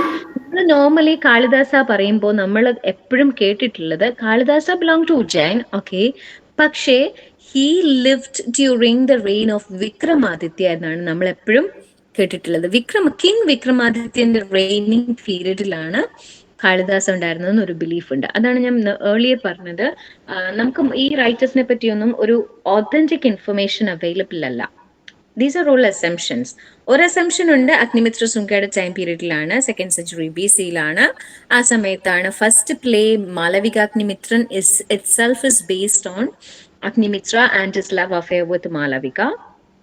പക്ഷേ another belief, the popular belief is that he lived during the reign of King Vikramaditya, and Vikramaditya was even the patron of Kalidasa. നമുക്കറിയാം ഈ patron എന്ന് പറയുന്നത് God fathers എന്നൊക്കെ പറയില്ലേ, ഒരു similar concept ആണ്. Okay, and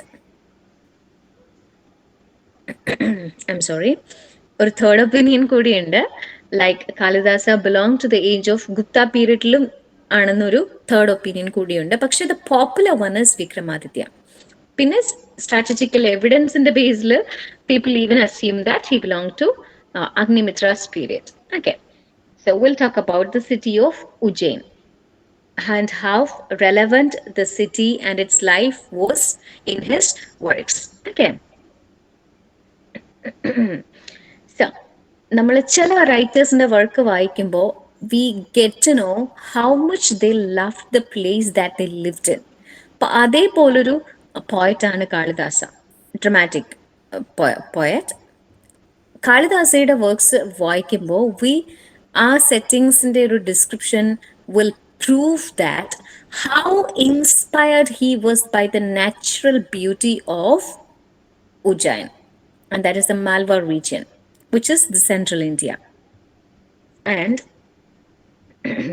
അതെങ്ങനെയാ മനസ്സിലാവുക? വി നോ ദാറ്റ് ലിറ്ററേച്ചർ എന്ന് പറയുമ്പോൾ ഇതൊരു പ്ലേറ്റോയുടെ ഒരു കോൺസെപ്റ്റ് ഉണ്ട്, അതിവിടെ മെൻഷൻ ചെയ്യാണ്ട് പോയാലും ശരിയാവില്ല. പ്ലേറ്റോയുടെ ഒരു കോൺസെപ്റ്റ് ഉണ്ട്, നമ്മൾ തിയറി ഓഫ് ഐഡിയാസ് എന്നൊക്കെയാണ് അതിന് പറയുക. അപ്പോൾ ഇതാണ് സംഭവം. Plato believed that everything was a concept at first. ഒരു ഐഡിയ ആയിരുന്നു എല്ലാം. അതായത് ഇപ്പോൾ നമ്മളിപ്പോൾ ഒരു മരം കാണില്ലേ, നമ്മളിവിടെ ഭൂമിയിൽ ഒരു മരം കാണുന്നത് അതൊരു കോൺക്രീറ്റ് ഷേപ്പ് അതിനുണ്ട്, ഒരു കോൺക്രീറ്റ് ഫോമാണത്.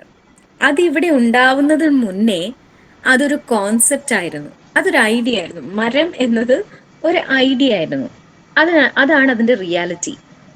രണ്ടാമത് ആ കോൺസെപ്റ്റ് ഇവിടെ നമുക്ക് കോൺക്രീറ്റ് ആയിട്ടുള്ള ഒരു ഫോമിൽ ഒരു മരമായിട്ട് നമ്മൾ കാണുന്നു. അതിനെ ഒരു പ്രാവശ്യം റിയാലിറ്റിന്ന് റിമൂവ് ചെയ്തതാണ്.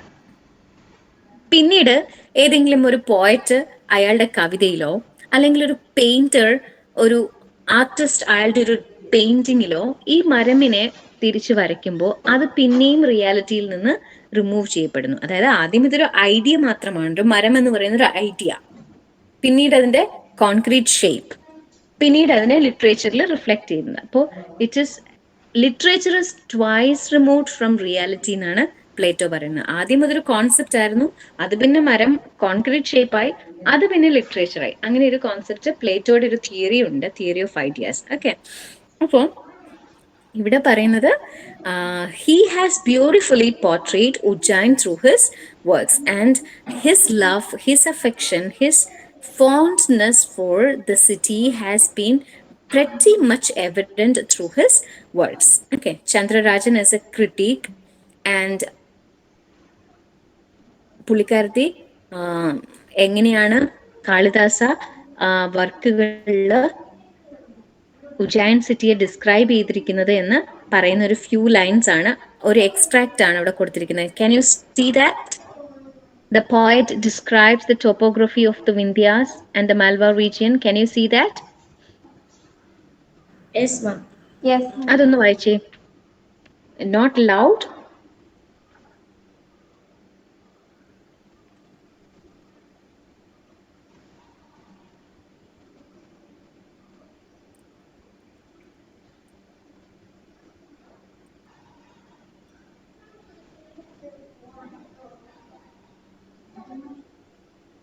So the critic is telling how descriptive the poet has been while describing the topography of the Vindhyas and the Malwa region, and the rivers, the streams, everything has been described beautifully by the poet. And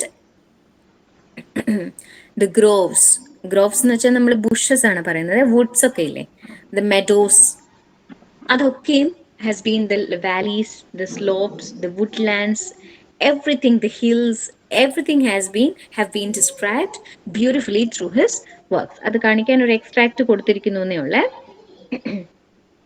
അതായത് ഇതൊക്കെ depict ചെയ്യുന്നത് Kalidasa had immense pride of how beautiful the city of Ujjain is. അതുകൊണ്ട് തന്നെ അയാളുടെ ഇമേജറിയും highly ഇവൊക്കേറ്റീവ് ആണ്. Imagery എന്ന് പറഞ്ഞാൽ എന്താ? അതായത് നിങ്ങൾ ഡാഫോഡിൽസ് പോയം വായിച്ചിട്ടുണ്ടോ അല്ലെങ്കിൽ കേട്ടിട്ടുണ്ടോ വേർഡ്സ്വർത്തിന്റെ?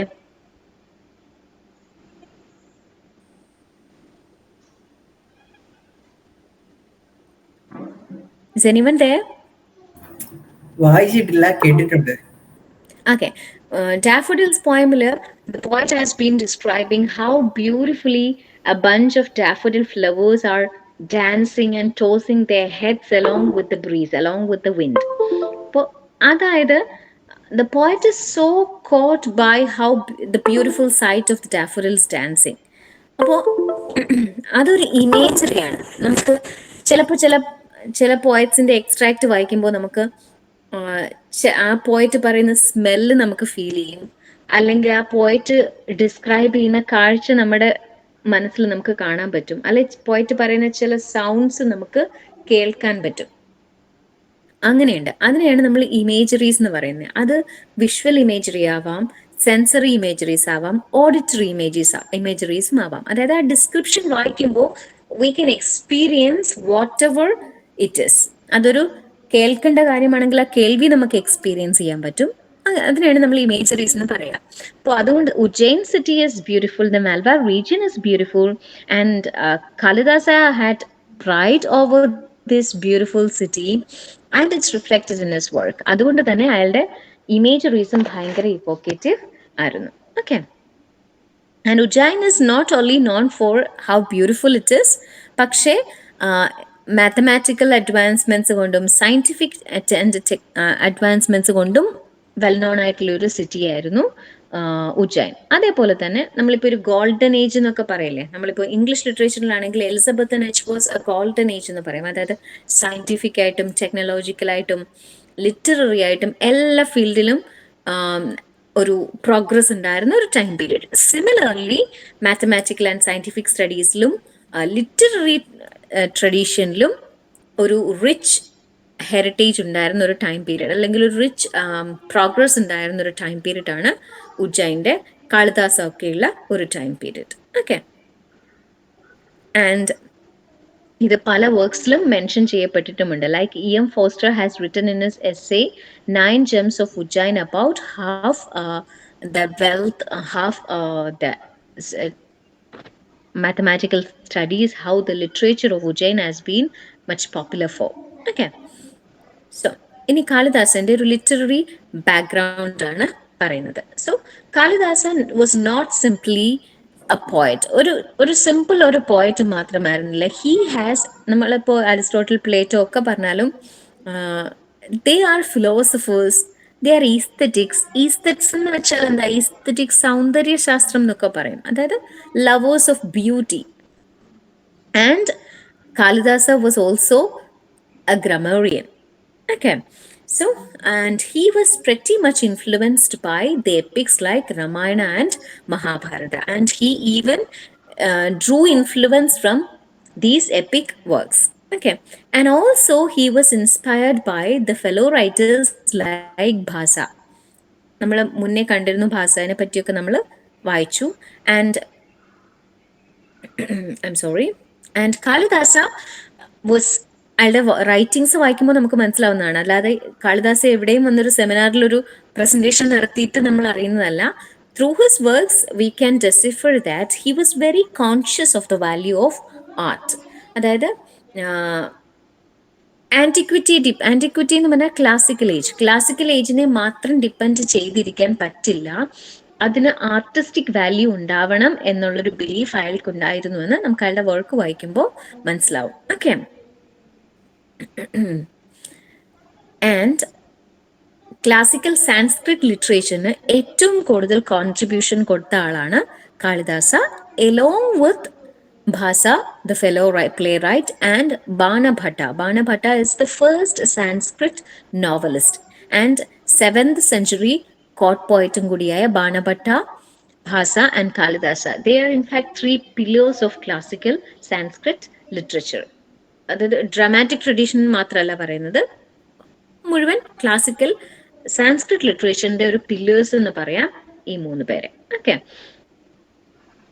and as of now we know that Kalidasa is not simply a poet, he was a dramatist, he was an epic writer, he is a poet, he is a grammarian. Many roles il nammal Kalidasane കാണുന്നുണ്ട്. And കാളിദാസന്റെ ഒരു വർക്കിന്റെ ഒരു സ്പെഷ്യാലിറ്റിയാണ് his characters were multi dimensional in the sense, നമ്മൾ ഇപ്പോൾ നിങ്ങൾ Kammatipaadam movie കണ്ടിരുന്നു. ആ movie was well noted for how fully developed each of the characters were. നമ്മൾ നോർമൽ ഒരു മൂവിയോ അല്ലെങ്കിൽ ഒരു ഡ്രാമയോ ഒരു നോവലോ ഒക്കെ എടുക്കുമ്പോൾ ഒരു ഫ്യൂ മേജർ ക്യാരക്ടേഴ്സ് കാണും, 2 or 3 മേജർ ക്യാരക്ടേഴ്സ് കാണും. അവരുടെ ഒരു ക്യാരക്ടറിസ്റ്റിക് ഫീച്ചേഴ്സ് മാത്രമേ ഫുള്ളി ഡെവലപ്ഡ് ആയിട്ട് ഉണ്ടാവുള്ളൂ. rather in movies like Kammattipadam, rather in writers like Kalidasa, Kalidasa concentrated to give a multi-dimensional aspect to each of his characters. അതായത് ഓരോരോ ക്യാരക്ടറിനും ഫീച്ചേഴ്സ് ഉണ്ട്, ഓരോരോ ക്യാരക്ടേഴ്സിനെ എസ്റ്റാബ്ലിഷ് ചെയ്തിട്ടുണ്ട്. ഓക്കെ, ആൻഡ് നമ്മൾ നേരത്തെ പറഞ്ഞു Kalidasa was an aesthetic as well. Aesthete എന്ന് പറഞ്ഞാൽ aesthetic, a lover of beauty. അതുകൊണ്ട് തന്നെ each of his characters' actions were governed by notions or concepts of beauty. നമ്മളിപ്പോൾ മലയാളം മൂവീസിൽ ഭരതന്റെ മൂവീസ് പറയാറുണ്ട് അല്ലേ, they are aesthetically beautiful, visually beautiful ആണ്. നമ്മളിപ്പോൾ വൈശാലി പോലെയുള്ള മൂവിയൊക്കെ മച്ച് സെലിബ്രേറ്റഡ് ആണ്. അതിൻ്റെ ഒരു speciality, we can never see the same actors as beautiful as they have been presented in his movies. ഇപ്പോൾ ഗീത, വൈശാലിയുടെ അമ്മയായിട്ട് പോർട്രേ ചെയ്യപ്പെട്ടിട്ടുള്ള ഗീതേനെ അത്രയും ബ്യൂട്ടിഫുൾ ആയിട്ട് നമ്മൾ വേറൊരു മൂവിയിലും കണ്ടിട്ടില്ല. അപ്പോൾ അങ്ങനെ പറയാം. അതേപോലെ തന്നെ ഒരു ഈസ്തെറ്റ് ആണ് കാളിദാസ. കാളിദാസന്റെ ക്യാരക്ടേഴ്സ് എല്ലാം ഫുള്ളി ഡെവലപ്ഡ് ആൻഡ് അവരുടെ ഒരു ആക്ഷൻ പോലും ഗ്രേസ്ഫുൾ ആണ്, based on particular notions of beauty. And ഒരു നോട്ട് ചെയ്യേണ്ട ഒരു പോയിന്റ് എന്താണെന്ന് വെച്ചാൽ, we may feel like since Kalidasa was inspired by Mahabharata and Ramayana, we may feel like he is a religious writer. പക്ഷേ അങ്ങനെയല്ല. He was the only secular voice in that conservative time period. ആ ഒരു time period AD BC ഒക്കെ time period എന്ന് പറഞ്ഞാൽ even now religion plays a role. അപ്പോൾ back then religiously ഭയങ്കര conservative ആയിട്ടുള്ള സൊസൈറ്റിയിൽ ഒരു സെക്യുലർ വോയിസ് തന്നെയായിരുന്നു Kalidasa. And Kalidasa is known for his humanism. നമ്മളിപ്പോൾ ഫെമിനിസം ഒക്കെ ഡിസ്കസ് ചെയ്യുമ്പോൾ we often talk about humanism. So what is humanism? Humanism is, നമ്മൾ റൊമാൻറ്റിക് റൈറ്റിംഗ്സ് ഒക്കെ കേട്ടിട്ടുണ്ടാവും അല്ലെ, Wordsworth, Coleridge, PB Shelley, Byron, Keats, ഇങ്ങനെയുള്ള റൊമാൻറ്റിക് റൈറ്റേഴ്സിനെയും നമ്മൾ കേട്ടിട്ടുണ്ടാകും. അവിടെയും humanism plays a role. Humanism എന്ന് പറഞ്ഞാൽ ഒരു ഇൻഡിവിജ്വലിന് ഇമ്പോർട്ടൻസ് കൊടുക്കുന്ന ഒരു സിസ്റ്റമാണ്, ഒരു ഇസമാണ് ഹ്യൂമനിസം എന്ന് പറയുന്നത്. അതായത് അല്ലാത്ത ഇടത്തൊക്കെയും നമ്മൾ ഇൻഡിവിജ്വൽ നല്ല ഇമ്പോർട്ടൻസ് കൊടുക്കുക, rather we give importance to a particular group. അതുകൊണ്ട് തന്നെയാണ് റിലീജിയന് കൂടുതൽ ഇമ്പോർട്ടൻസ് കിട്ടുന്നത്. Religion is all about the rules and principles set by an institution. Religion എന്ന് പറയുന്നത് ഒരു ഇൻസ്റ്റിറ്റ്യൂഷനാണ്. അപ്പോൾ അതല്ലാതെ ഒരു ഓരോരോ ഇൻഡിവിജ്വൽസിനും ഓരോരോ വ്യക്തിക്കും ഇൻഡിവിജ്വലിസത്തിന് കൂടുതൽ ഇമ്പോർട്ടൻസ് കൊടുക്കുന്നതിനെയാണ് നമ്മൾ ഹ്യൂമനിസം പറയുക. He is a human being or she is a human being, let them be like they are. അങ്ങനെയൊരു ആറ്റിറ്റ്യൂഡാണ് നമുക്ക് കാളിദാസയുടെ വർക്ക്സിലും കാണാൻ പറ്റുന്നത്. അതുകൊണ്ട് തന്നെ even now his works R largely relatable. നമ്മൾ ഷേക്സ്പിയറിന്റെ വർക്ക്സ് പറയത്തില്ലേ, ദ യൂണിവേഴ്സൽ എന്ന് പറയും. അതായത് ഏത് ടൈം പീരീഡിൽ ഏത് സ്ഥലത്ത് ഏതൊരു സെക്ട് ഓഫ് ആളുകളുടെ ഇടയിലും ആപ്ലിക്കബിൾ ആയിട്ടുള്ള ക്യാരക്ടേഴ്സും പ്ലോട്ടുമാണ് ഷേക്സ്പിയർ യൂസ് ചെയ്തത്. അതേപോലെ തന്നെയാണ് കാളിദാസയും. അതായത് നമുക്ക് ഏൻഷ്യൻ പീരീഡിലാണ് ആ വർക്ക് ഉള്ളതെങ്കിൽ പോലും ഇപ്പോഴും നമുക്ക് we can identify with the pain, we can relate with the joy of the characters. അവരുടെ സിറ്റുവേഷൻസ്, അവരുടെ ഇമോഷൻസ്, ഫീലിങ്സ് ഒക്കെ നമുക്ക് ഇപ്പോഴും റിലേറ്റ് ചെയ്യാൻ പറ്റുന്നതാണ്. Okay. And Kalidasa is believed to have written many works. പക്ഷേ ഒരു ടെസ്റ്റ് ഓഫ് ടൈം സർവൈവ് ചെയ്തിട്ടുള്ള, അതായത് നമുക്ക് അവൈലബിൾ ആയിട്ടുള്ള, സർവൈവ് ചെയ്തിട്ടുള്ള കുറച്ച് ടെക്സ്റ്റ് ആണ് നമുക്ക് അവൈലബിൾ ആയിട്ട് ഉള്ളത്. അതിൽ there are 3 long lyrical poems, 3 plays and an incomplete epic. Okay. Poems ആണ് Ritusamharam, Kumarasambhavam, Meghadootam. These are the 3 long lyrical poems written by Kalidasa, and he is best known, his seminal work is, or his magnum opus, masterpiece എന്നൊക്കെ പറയില്ലേ, his magnum opus is Meghadootam. Okay.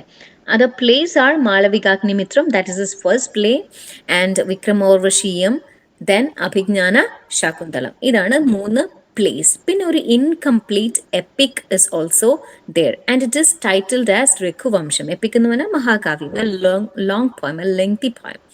അപ്പോൾ ഇത്രയും works ആണ്, 9 works ആണ് നമുക്ക്, 7 works ആണ്, 3 long lyrical poems, 3 place and ഒരു incomplete EPIC. ഇത്രയുമാണ് നമുക്ക് കാളിദാസയുടെ ആയിട്ട് അവൈലബിൾ ആയിട്ടുള്ള വർക്ക്സ്. ഓക്കെ.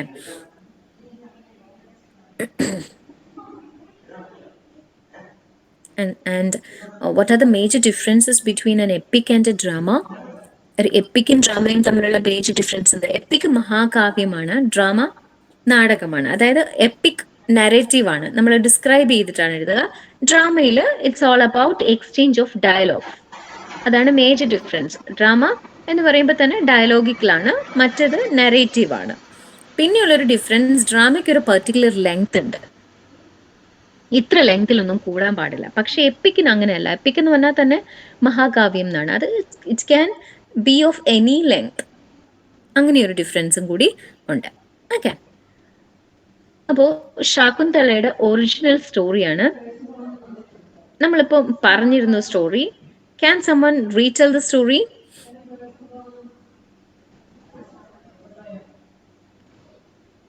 ഞാൻ ഒരാളുടെ പേര് വിളിക്കാം അല്ലേ? That will be better. Fathimath Safna, പേര് വിളിക്കാൻ പറഞ്ഞപ്പത്തേന് ലീവ് ചെയ്യുവാണോ?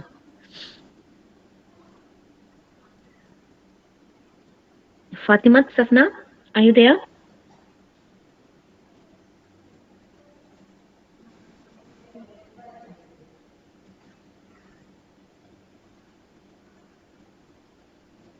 Okay.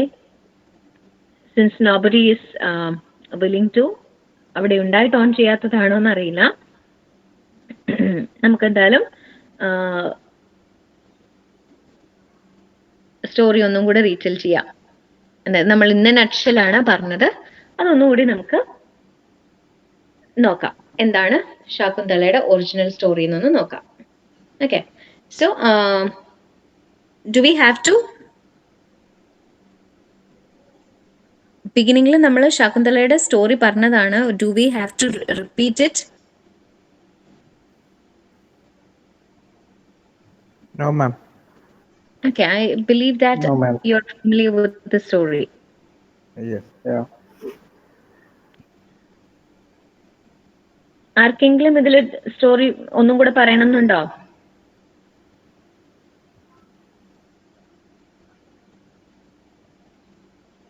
ഉണ്ടെങ്കിൽ ഇപ്പൊ പറയണേ, അല്ലെങ്കിൽ വി ആർ മൂവിങ് ഫോർവേഡ്.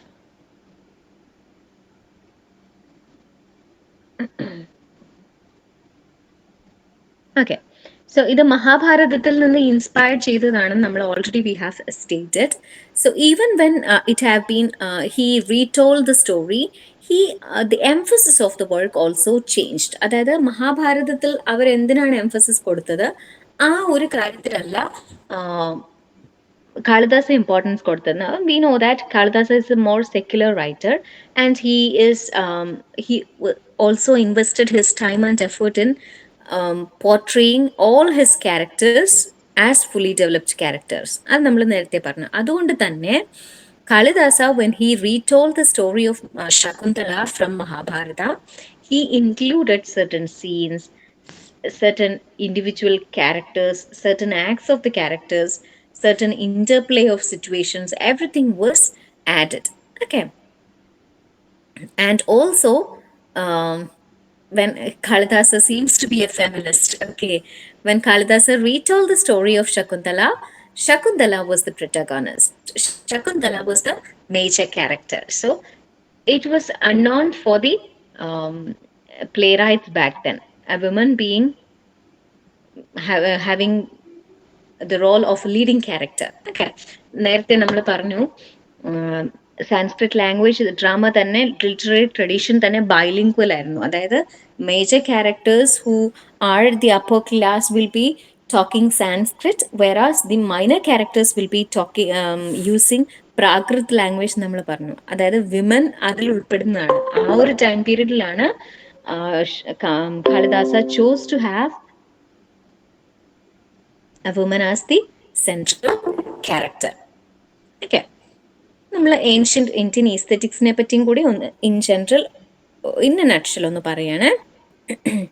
നമ്മൾ ഓൾറെഡി പറഞ്ഞതാണ്. യെസ്, നമ്മൾ dramatic the art form involve many elements. നമ്മൾ പ്ലോട്ട് ഉണ്ട്, ക്യാരക്ടർ ഉണ്ട്, തോട്ട്സ് ഉണ്ട്, ഇതൊക്കെ പറഞ്ഞതുപോലെ തന്നെ ടെക്നിക്സ് ഉണ്ട്. നമ്മൾ മുന്നേ പറഞ്ഞില്ലേ, ഇമേജറീസിനെ പറ്റി പറഞ്ഞില്ലേ, അതായത് auditory imageries, sensory imageries, visual imageries ഒക്കെ ഉള്ളതുപോലെ തന്നെ, അത് ലിറ്ററേച്ചറിലുള്ളത് പോലെ തന്നെ ഡ്രാമയിലും ചില ഇമേജറീസ് ഉണ്ട്. അതായത് അല്ലെങ്കിൽ ഒരു ടെക്നിക്സ് ഉണ്ട്, അല്ലെങ്കിൽ ഫിഗേഴ്സ് ഓഫ് സ്റ്റൈൽ ഉണ്ട്. അത് it can be lyrical or it can be narrative. Poetic ആവാം അല്ലെങ്കിൽ ഡിസ്ക്രിപ്റ്റീവ് ആകാം. അതായത് വേർഡ്സ് ആവാം അല്ലെങ്കിൽ പ്രോസ് ആവാം. Can include speeches. നമ്മളിപ്പം ഷേക്സ്പിയറിന്റെ സൊലിലോക്കീസ് ഒക്കെ കേട്ടിട്ടുണ്ട് അല്ലേ, മോണോലോഗ്സ് കേട്ടിട്ടുണ്ട്. സ്പീച്ചസ് കാണാം, കോറൽ സോങ്സ് പോലെ സോങ്സ് ഉണ്ടാവും. Acting is also an element. Then mask ഉണ്ടാവാം, ദെൻ കോസ്റ്റ്യൂംസ്, ഓർണമെന്റ്സ്, ഇതെല്ലാം ഇലമെന്റ്സ് ഓഫ് ഡ്രാമയാണ്. നമ്മൾ സോറി, അരിസ്റ്റോട്ടിൽ ഒരു 6 കോൺസ്റ്റിറ്റ്യൂവന്റ് എലമെന്റ്സ് ആണ് പറഞ്ഞത് ഡ്രാമയ്ക്കുള്ളത്. അതായത് plot, character, thought, diction, song and spectacle. ഇത്ര എലമെന്റ്സ് ആണ് അരിസ്റ്റോട്ടിൽ പറഞ്ഞത്. പക്ഷെ നമ്മൾ ഇന്ത്യൻ ഈസ്തറ്റിക്സിൽ വരുമ്പോൾ കോറൽ സോങ് ഇല്ല, പക്ഷെ സോങ് ഉണ്ട് അവിടെ. പിന്നെ പ്ലോട്ട് ഉണ്ട്, സ്പീച്ചസ് ഉണ്ട്. അത് സ്പീച്ചൊക്കെയാണ് ഡിക്ഷൻ പറയുന്നത്. ഡിക്ഷൻ എന്ന് വെച്ചാൽ നമ്മൾ ഡിക്ഷണറി എന്താ, ഡിക്ഷൻ എന്ന് പറഞ്ഞാൽ വേർഡ്സ് ആണ്. ഡിക്ഷണറി വേർഡ്സിന്റെ കളക്ഷൻ ഉള്ള ഒരു ബുക്കാണ് നമ്മൾ ഡിക്ഷണറി പറയാം. അപ്പോൾ ഡിക്ഷൻ വാക്കുകളാണ്. ഓക്കെ, അപ്പോൾ ഇതെല്ലാം ഇൻക്ലൂഡഡ് ആയിട്ട് വരുന്നതാണ് ഒരു ഡ്രാമാറ്റിക് ആർട്ട് അല്ലെങ്കിൽ ഒരു ഡ്രാമ എന്ന ഫോമിലേക്ക് എത്തുന്നത്. Sorry. Okay, so it seems like they are giving a bit more about Bharata's Natyashastra. നമ്മൾ മുന്നേ പറഞ്ഞിരുന്ന കാര്യങ്ങൾ തന്നെയാണ്. നാട്യശാസ്ത്ര is a critical treatise on the dramatic art. അതിൽ the root word natya means act. Natya, act, and it can be applied to both drama and dance. Dramatic റെപ്രസെൻറ്റേഷനിലെ dance ഇല്ലേ, നമ്മളിപ്പോൾ ballet ഒക്കെ പറയില്ലേ, അതേപോലെയുള്ള ട്രഡീഷനും നമ്മൾ, അതുകൊണ്ടാണ് അതിനെ നാട്യം എന്ന് നമ്മൾ നാടകത്തിനെയും പറയാം ഡാൻസിനെയും പറയാം. ഓക്കെ. ആൻഡ് നമുക്ക് അവൈലബിൾ ആയിട്ടുള്ളതിൽ ഏറ്റവും ഓൾഡസ്റ്റ് ടെക്സ്റ്റ് ആണ്, അതായത് തിയറി ഓഫ് ഡ്രാമയിൽ അവൈലബിൾ ആയിട്ടുള്ള ഏറ്റവും ഓൾഡസ്റ്റ് ടെക്സ്റ്റ് ആണ് Bharata's Natyashastra. And it is the 5th Veda. ഇതൊക്കെ നമ്മൾ മുന്നേ പറഞ്ഞ കാര്യങ്ങൾ തന്നെയാണ്. ടെക്സ്റ്റുകളൊന്നും മിസ്സാവണ്ടെന്ന് വിചാരിച്ചിട്ടാണ് ഞാൻ ആ സച്ച് ടെക്സ്റ്റിലെ ടൈറ്റിൽസ് ഫോളോ ചെയ്യുന്നത്. പക്ഷെ ഇതൊക്കെ നമ്മൾ ഇൻട്രൊഡക്ഷനിൽ തന്നെ പറഞ്ഞതാണ്. I am sorry.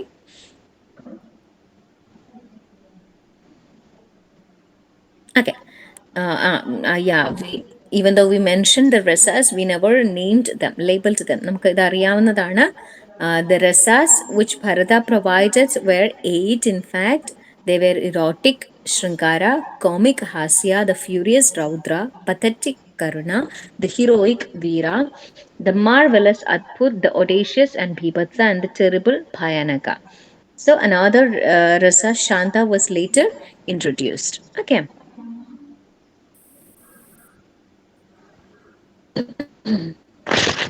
I'm sorry.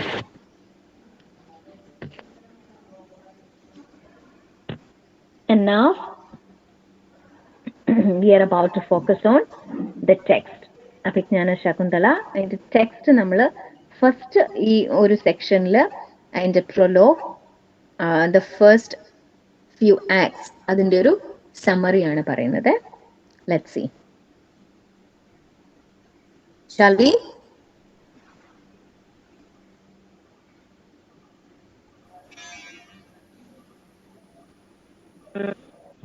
Sure, ma'am. Okay. Are you following? Yes, ma'am. Okay. Thank God. At least few of you are responding. So, Abhijnana Shakunthala നമ്മൾ ഇപ്പം ഓൾറെഡി നമ്മൾ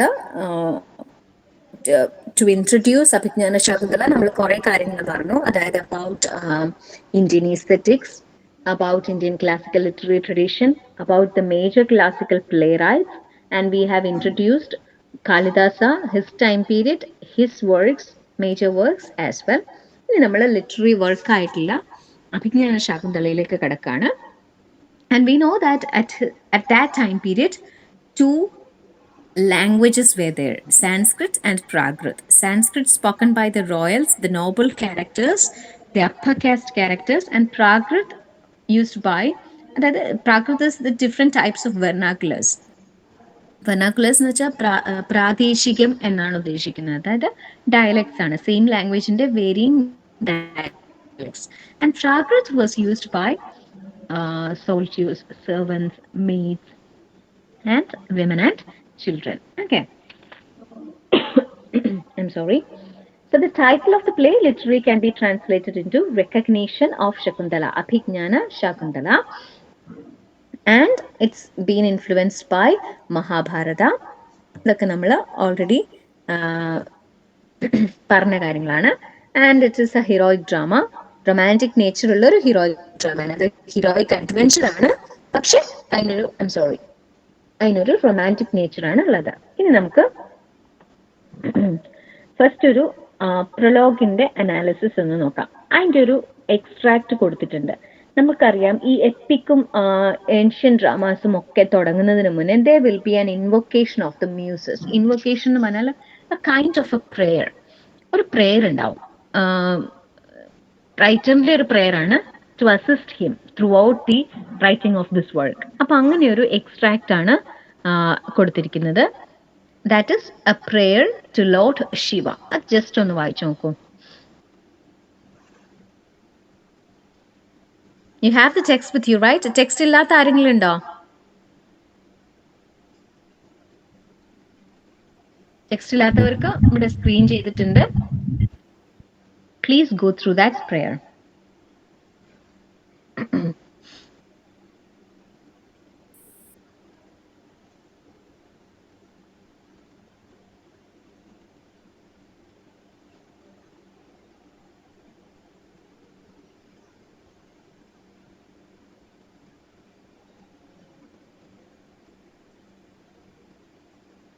So he's addressing Lord Shiva and he's asking for his assistance, his help, his blessing, and his divine inspiration throughout this literary work. And he is asking the god, the Lord Shiva, who is in the eight forms. അതായത് eight forms, uh, yeah, it's given in the text as well. The eight forms are the water, fire, the priest, sun, moon, space, earth, air. ഈ എല്ലാ ഫോമിലും exist ചെയ്യുന്ന Lord ശിവായിനോട് blessing seek ചെയ്യുന്ന ഒരു പാർട്ടാണ് നമ്മൾ പ്രൊലോഗായിട്ട് കാണുന്നത്. Okay, so we'll get into the first act. The first act is titled as I'm sorry, titled as The Chase. And this act takes place in the forest on the foothills of the Himalayas. And foothills of the Himalayas ആണ് precisely അവിടെ നിന്ന് നമ്മൾ ഈ ഹെർമിറ്റേജിലേക്ക് പോകുന്നു. Hermitage which is being run by Kanwa. And it is nearby the river Malini. And it is here that King Dushyanta okay, appears along with his charioteer, and they are in fact pursuing a deer. ഒരു മാനിനെ ഓടിച്ച് വരുന്ന വഴിയാണ്. And ഒരു Sacred ആയിട്ടുള്ള black buck എന്ന് പറയുന്ന particular ഡിയറിനെ ഓടിച്ചു വരുന്ന വഴിയാണ്. അതുകൊണ്ടാണ് ചാപ്റ്ററിന്റെ പേര്, അല്ലെങ്കിൽ ഐ എം സോറി, ആക്ടിന്റെ പേര് ചേസ് എന്ന് കൊടുത്തിരിക്കുന്നത്. അവർ അതിനെ ചേസ് ചെയ്ത് വരുന്ന വഴിയാണ്. And Dushyanta enters the sacred hermitage, and such a slaughter is sacrilege is there. And the slaughter, chasing, hunting ഒക്കെ പ്രിവെന്റ് ചെയ്തിരിക്കുന്ന, ഇൻഫാക്ട് ബാൻ ചെയ്തിരിക്കുന്ന ഒരു ടെറിട്ടറിയാണ് ഹെർമിറ്റേജ് എന്ന് പറയുന്നത്. ഓക്കെ, സോ അതുകൊണ്ടാണ് I read out that extract. This deer ദുഷ്യന്തനെ ഒരു അസറ്റിക് അതായത് ഒരു സേജ്, ഒരു സന്യാസി സ്റ്റോപ്പ് ചെയ്തിട്ട് ഈ മാനിനെ ചേസ് ചെയ്യുന്ന ദുഷ്യന്തനോട് പറയുന്ന ഒരു എക്സ്ട്രാക്ട് ആണ്, പാർട്ടാണ്. This deer is of the hermitage, O king. He should not be killed. No, no, do not strike him down. How fragile the life of this deer. How cruel your sharp-pointed arrows were swift-winged. Never should they fall on his tender frame like tongues of flame on a heap of flowers. Quickly withdraw your well-aimed arrow, bound to protect the distressed, not strike the pure. അപ്പോൾ ഈ അസറ്റിക്ക് warn ചെയ്യുവാണ്, ഈ ഡിയറിനെ കൊല്ലാൻ പാടില്ല, because it's belong to this hermitage. ഈ ഹെർമിറ്റേജിന്റെ ആണത്. And it is very cruel of you to point your arrows at this poor being. ഇത്രയും ടെൻഡർ ആയിട്ടുള്ള ഒരു ബീയിങ്ങിന്റെ നേരെ you are not suppose to aim, and you are suppose to use your arrows to protect the distressed, not to harm the pure and holy. Do you get that?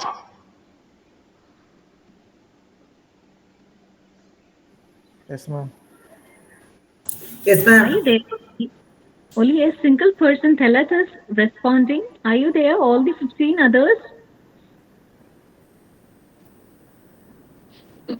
So I believe you are there. Yes. അപ്പോൾ first act എന്ന് പറയുന്ന chase ആണ്. അപ്പോൾ നമ്മൾ earlier പറഞ്ഞു ഒരു മുഖ എന്ന് പറയുന്ന ഒരു പാർട്ടില്ലേ, ഇൻട്രൊഡക്ഷൻ ഒരു പാർട്ട്. അപ്പോൾ ഇവിടെ ഒരു ക്യാരക്ടേഴ്സിനെ എസ്റ്റാബ്ലിഷ് ചെയ്യുന്നതിന് മുന്നേ ഈ നമ്മളെ ഒരു എക്സ്പോസിറ്ററി സീനാണ്. അവിടെ ഒരു ഡിയറിനെ ചേസ് ചെയ്ത് വരുന്ന Dushyanta, and he has been stopped by an ascetic, and he has been given a lecture on how it is harmful, how it is murderous to point his arrows upon a pure being. Okay, and I'm sorry. And ഹെർമിറ്റേജിൽ എത്തുമ്പോൾ Dushyanta takes his royal ornaments, his royal weapons of, അതെല്ലാം ഊരി വെച്ചിട്ടാണ് ഹെർമിറ്റേജിലേക്ക് കയറുന്നത്. And when he reaches the hermitage, he sees that 3 women are watering plants, and one of them is Shakuntala, who is extraordinarily beautiful, and at the first sight itself the beauty of Shakuntala captivates Dushyanta.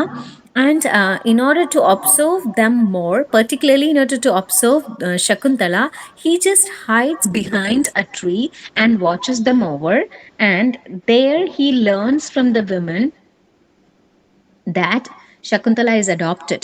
അപ്പോൾ ദുഷ്യന്ത ഹെർമിറ്റേജിൽ കയറുമ്പോൾ തന്നെ ഈ ഓർണമെന്റ്സും royal ആണെന്ന് address ചെയ്യുന്ന എല്ലാ ഓർണമെന്റ്സും ഊരി വെച്ചിട്ടാണ് കയറുന്നത്. അപ്പോൾ അവിടുന്ന് from the women there he gets to know that Shakuntala is adopted daughter of the sage Kanwa and ഒരു സെലസ്റ്റിയൽ നിംഫ് അല്ലെങ്കിൽ അപ്സരസ് എന്ന് നമ്മൾ മലയാളത്തിലൊക്കെ പറയുന്ന ഒരു അപ്സര അല്ലെങ്കിൽ ഒരു സെലസ്റ്റിയൽ ഡാൻസർ ആയിട്ടുള്ള മേനകയുടെയും വിശ്വാമിത്രയുടെയും മകളാണ് ഒറിജിനലി ഇവളെന്നും കണ്വ മഹർഷി എടുത്ത് വളർത്തുന്നതാണെന്നും അഡോപ്റ്റഡ് ചൈൽഡ് ആണെന്നും he gets to know. And ഒരു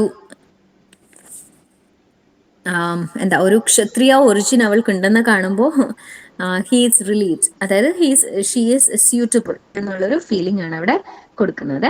okay, so second act is first ആക്ടിൽ തന്നെയാണ് Shakuntala also meets Dushyanta and they fall in love with each other and now before he gets to know about the feelings of Shakuntala, Shakuntalane കാണുന്നു, Shakuntala also falls for, did I confuse you? Do you have any confusions? No. Okay, so ശകുന്തളന്റെ feelings എന്താണെന്ന് reveal ചെയ്യുന്നതിന് മുന്നേ there is kind of a chaos, ഒരു confusion അവിടെ നടക്കുന്നുണ്ട്. അതായത് ദുഷ്യന്തയുടെ hunting party has been frightened by an elephant and ആ എലിഫന്റിന്റെ ഒരു the elephant creates certain chaos and confusions, and at this point the two parties splits, but Shakuntala realizes that she has fallen for Dushyanta and the two depart for a time period. Okay. In the second act is the concealment of telling. Conceal cheya hide cheya ennulla sense aanu. So the second act also takes place in the forest itself, and it is in this part the one of the major characters, that is we cannot say that the major characters, because in those days they were minor characters. The court jester, who is in fact a close acquaintance of Dushwanta, and he appears and he is complaining to Dushyanta that he is undergoing much physical pain. I'm sorry, he is undergoing much physical pain since he has been following Dushyanta on every hunting expedition that Dushyanta is having. Okay. And Dushyanta describes Shakuntala. ഇത് നമ്മൾ normal ഒരു classical literary ട്രഡീഷനിൽ കാണുന്നതാണ്. The king will be describing the beauty of the one whom he has fallen for to one of his acquaintances. അതേപോലെ ദുഷ്യന്ത ഇവിടെ ശകുന്തളനെ പറ്റിയുള്ള ഒരു description, ഒരു detailed description മാധവ്യക്ക് കൊടുക്കുന്നുണ്ട്. And he asked Madhavya to help him get entrance into the hermitage again. അപ്പൊ ആദ്യത്തെ ഒരു entry എന്ന് പറയുന്നത് ആക്സിഡന്റൽ ആണ്. അവിടേക്ക് ഇനി വീണ്ടും പോകാനൊരു അവസരം കിട്ടണമെന്ന് he earnestly wish. Okay, so Madhavya നമുക്കറിയാം ഈ കോർട്ട് ജസ്റ്റേഴ്സ് അല്ലെങ്കിൽ ക്ലൗൺസ് ഷേക്സ്പിയറിയൻ ഡ്രാമാസിലും കാണാറുണ്ട്. അവരുടെ ഒരു speciality they will be witty, വളരെ ഇന്റലക്ച്വൽ ആയിട്ടുള്ള റിമാർക്സ് ആയിരിക്കും അവർ കൊടുക്കുക. ഓക്കെ, സോ അയാൾ പറയുന്നത് you can enter the hermitage as the king itself and you can even demand royal tax from them. And അവരിങ്ങനെ വർത്തമാനം പറഞ്ഞുകൊണ്ടിരിക്കുമ്പോൾ while they were having this conversation, two ascetics enters, two sages enters and they are here to ask protection from Dushyanta. അതായത് ഇതൊക്കെ നമ്മൾ usually കാണാറുള്ളതാണ്. അതായത് കുറേ അസുരന്മാരുടെ ആക്രമണമുണ്ട്, അവരിൽ നിന്നും പ്രൊട്ടക്ഷൻ വേണം എന്ന് പറഞ്ഞിട്ട് കുറെ ഡെമൺസിന്റെ ഡിസ്ട്രപ്ഷനിൽ നിന്ന് അവർക്ക് പ്രൊട്ടക്ഷൻ വേണം എന്ന് പറഞ്ഞിട്ടാണ് അവർ വരുന്നത്. And Dushyanta at the very moment itself agrees to it, and that will be complementing his desire to visit the hermitage. Okay, ഒരു സംശയവും കൂടാതെ അയാൾക്ക് വിസിറ്റ് ചെയ്യാനൊരു ഓപ്പർച്യൂണിറ്റിയാണ് കിട്ടുന്നത്. And but Karabhaga enters with a message from the queen that he just have to return to Hastinapur. ഹസ്തിനപുരിലേക്ക് തിരിച്ചെത്തണം എന്ന് പറഞ്ഞൊരു letter കിട്ടുന്നുണ്ട്. പക്ഷേ he decides to go to the hermitage and he masks his interest in Shakuntala. ഒരു മാധവിയൻ്റെ അടുത്താണ് മുന്നേ പറഞ്ഞത് Dushyanta that he just love her, he just want to visit the hermitage somehow എന്ന് പറഞ്ഞത്. പക്ഷേ when he gets a chance to visit the hermitage, he just hides his interest in seeing Shakuntala.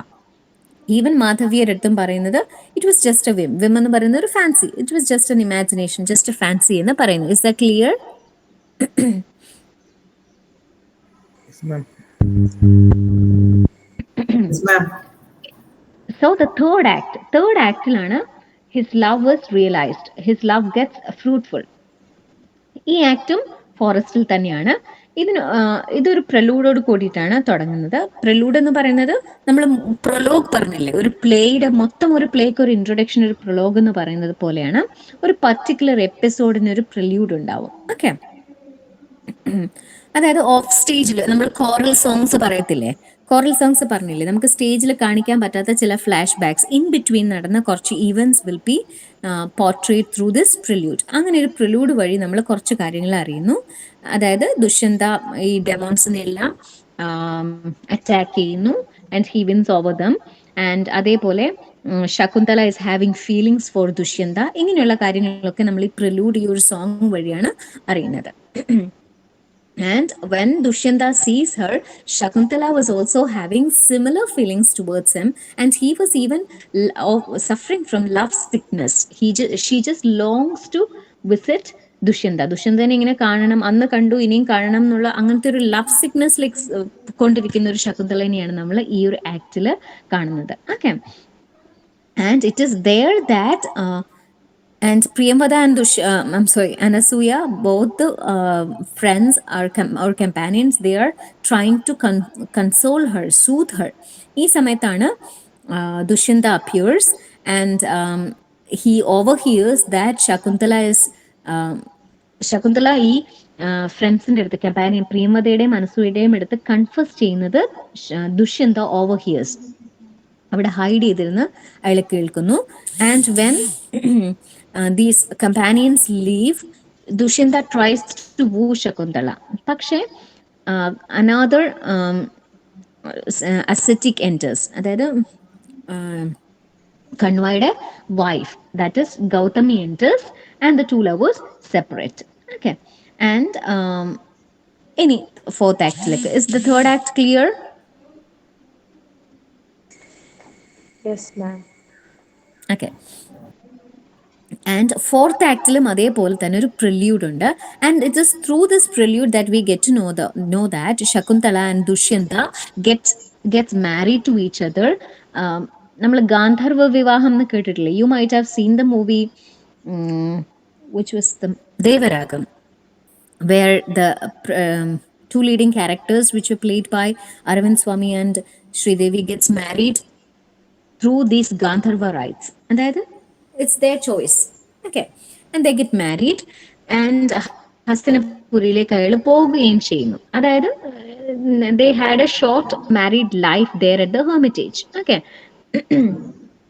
And it is at this time when Dushyanta was away, when he was at Hastinapur, that Shakuntala gets lost in her thoughts that she is not aware of the entrance of Durvasa Rishi.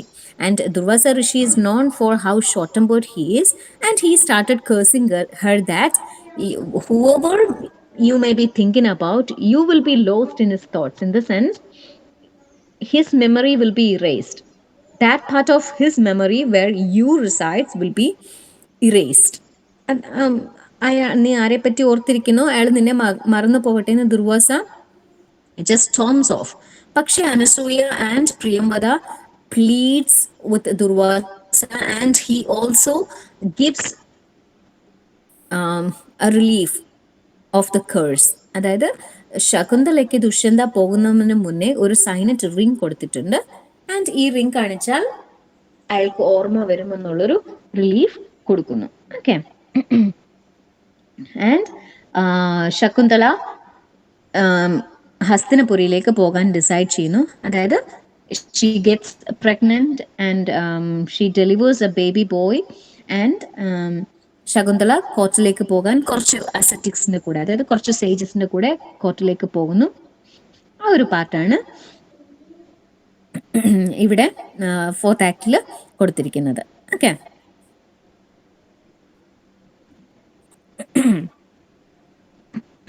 I'm sorry. Shall we continue? Do we have to wait for the next class for the completion?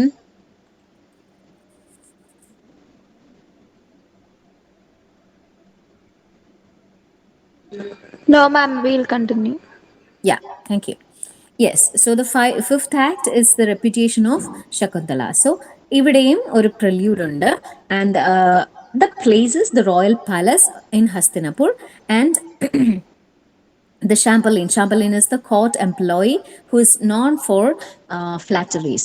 നമ്മൾ യുവോളജീസ് പറയുന്ന court members ഇല്ലേ, അപ്പോൾ Chamberlain is praising how hardworking the king is, how he is maintaining peace and prosperity, and how he is a master of administration. ഇങ്ങനെയുള്ള കാര്യങ്ങളൊക്കെ praise ചെയ്തുകൊണ്ടിരിക്കുന്ന സമയത്താണ് Shakuntala appears. Okay, and Shakuntala is even assisted by few ascetics. അതിൽ സർങ്ങരവ എന്ന് പറയുന്ന ഒരു ascetic ഉണ്ട്, and he delivers Kannur Rishi's message to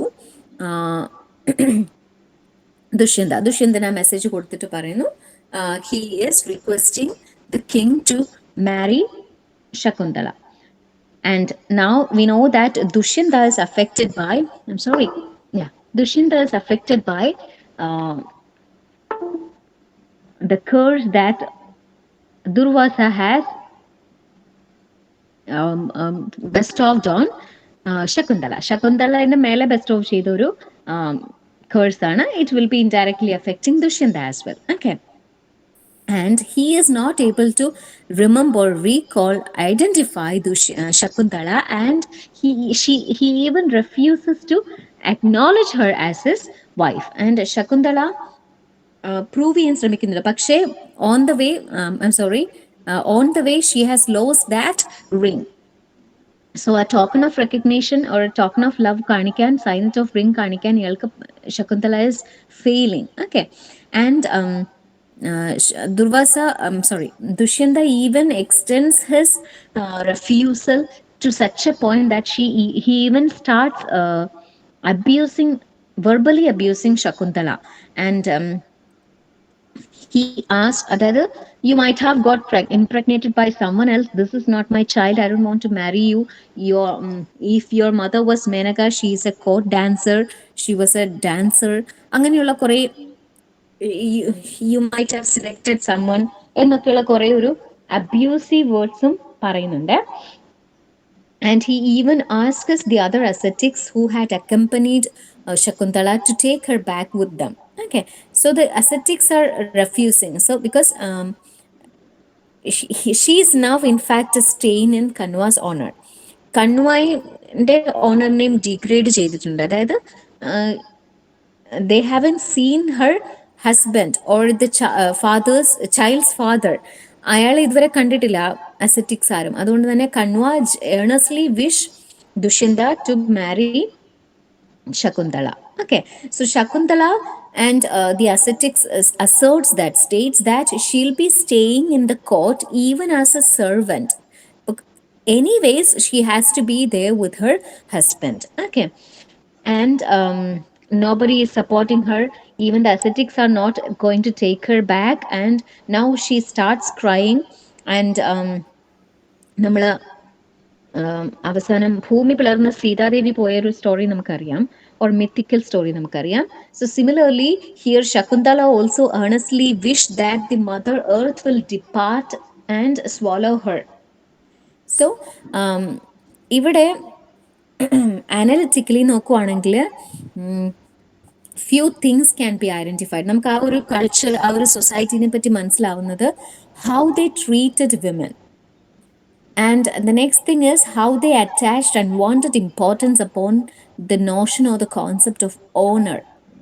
അതായത് it is degrading for a family to keep a daughter who got impregnated by a man out of wedlock. Marriage അല്ലാത്ത ഒരു റിലേഷൻഷിപ്പിൽ ഉണ്ടാവുന്ന ഒരു ഓണർ കോൺസെപ്റ്റും ഇവിടെ നമുക്ക് മനസ്സിലാവുന്നുണ്ട്. ആൻഡ് ഒരു similarity between this particular episode അത് പറഞ്ഞിരിക്കുന്നത് രാമായണമാണ്, another famous epic. Okay, so sorry, I'm sorry. So yes, there itself it's given. Sita in the Ramayana is faced with a similar situation when a washerman cast aspersions on her chastity on her return from Lanka. ലങ്കയിൽ നിന്ന് തിരിച്ചു വരുമ്പോൾ the Dhobi is the one who cast doubts on her chastity. Finally, ആണ് Rama refuses to keep her as his wife. ഒരു similar tone ഉണ്ട്. Of course, we understand that it is due to the curse that Dushyanta is not able to identify her. So, ആ സമയത്ത് the king's priest approaches and he gives a solution. He presents a solution that let she be there till she gives birth to the child, and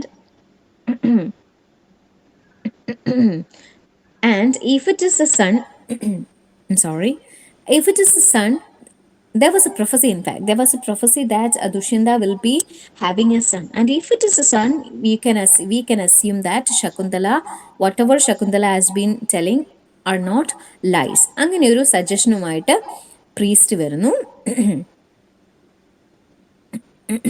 And they decides to keep Shakuntala there. And next act is a separation from Shakuntala. ഈ ഒരു ആക്ടിനും ഒരു prelude ഉണ്ട്. And ഈ പ്രില്യൂഡിലാണ് in fact we gets to know about how this ring which Shakuntala has lost has been found by a fisherman. Okay, and the soldiers now accuse him as a thief, and he claims that he found the ring in the stomach of a fish that he has caught, but he couldn't prove his innocence. Okay. And Dushyanta at once, when he sees this ring, remembers Shakuntala, their marriage, and how he has promised to bring her back into his own palace in Hastinapur. Everything comes or flashes through his mind. Are you following? Yes, Yes, ma'am. ma'am. Okay. So now he is disturbed. Now he is ashamed because now he could recollect everything, but he is ashamed how bad his behavior was towards Shakuntala, how he accused her to be an adulterous woman, how he put stain on her honor. ഇതെല്ലാം ഇയാൾക്ക് ഓർമ്മ വരുന്നു. And he is disturbed, and he even repudiates, even he kneels down and apologizes for the ways in which he had doubted her, and he even had accused her. Okay. And his sorrow at having lost his beloved is so severe that he orders the cancellation of the celebration of the spring festival. He even cancels the spring festival celebration since due to this loss of his beloved. Okay. And Dushyanta is even trying to recreate his first encounter with Shakuntala by painting it.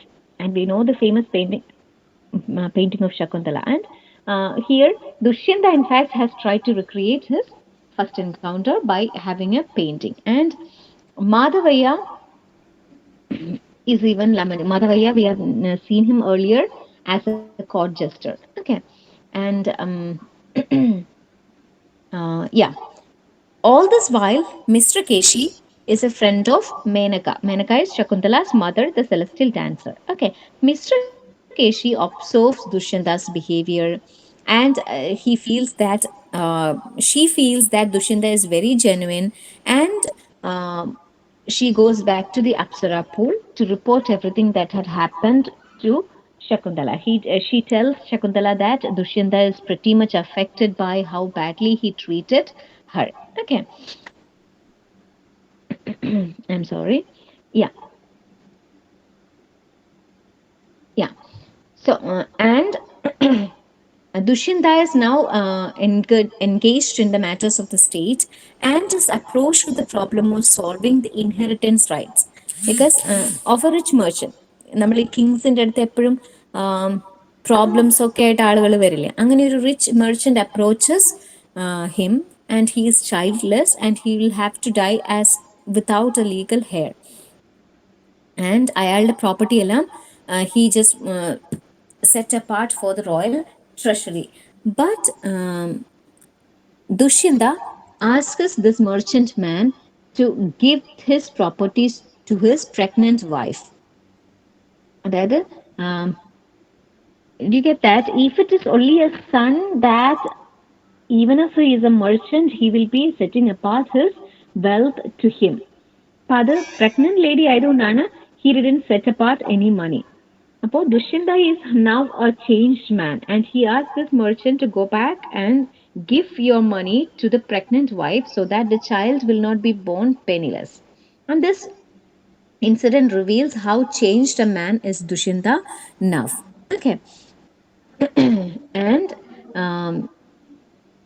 Dushyanta is now feeling bad for how bad he has treated um, Shakuntala, and he starts walking and he's I'm sorry, he starts waking after his dream and learns that some invisible entity is threatening Madhavya. And that entity is Matali. Matali is Lord Indra's charioteer, and he advises or Dushyanta and devises this plan to rouse him into action. And Matali requests Dushyanta to fight on the behalf of the god against the demons. And ഇവിടെ അടുത്തതും ഒരു warfare ആണ് വരുന്നത്. അതായത് earlier നമ്മൾ ദുഷ്യന്താനെ എങ്ങനെയാണ് കൺവായുടെ ഹെറിറ്റേജിൽ കൊണ്ടുവന്നത് കണ്ടില്ലേ, അതേപോലെ തന്നെ Dushyanta learns about how the heaven is being questioned by some demons or the asuras, so-called asuras. And Dushyanta is entrusted with the task of fighting against these demons on behalf of the gods. Okay. അപ്പോൾ അവിടെയാണ് act 6 end ചെയ്യുന്നത്. Act 7 happens in the heaven. That is ഇവിടെ നമ്മൾ ഒരു എൻകൗണ്ടറിന് വേണ്ടിയിട്ട് ദുഷ്യന്ത പോയിരിക്കുകയാണ്. And Dushyanta and Matali are on their way back to earth when Dushyanta sees the holy hermitage of Saint Mariga and expresses his desire to seek his blessings. അപ്പോൾ ആ encounter കഴിയുന്നു, celestial encounter. Are you following? Yes, ma'am.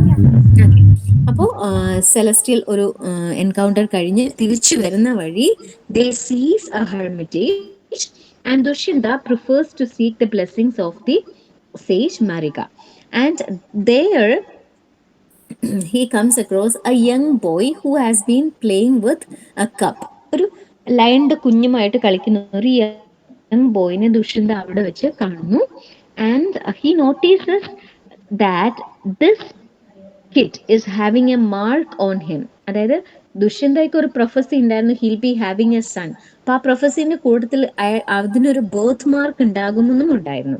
And he സീസ് that this kid is having that birth mark and he realises that the boy might be his own son. Okay. And I'm sorry. And Dushyanta believes that he might be the father of this kid. And at this time, Shakuntala appears. Shakuntala appears and she got to know about the arrival of a stranger. And at first, she is not able to recognize Dushyanta. And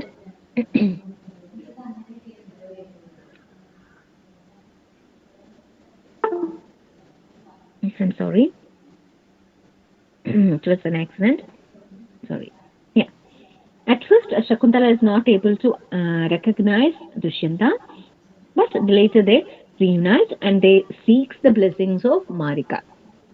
And Dushyanta is pretty much relieved because he is now compensating for his cruel behavior towards Shakuntala. And Kanwa is also informed of the events that happened, and the family is now being leaves for it from the celestial realm. Okay, so that is the story. Shall we continue?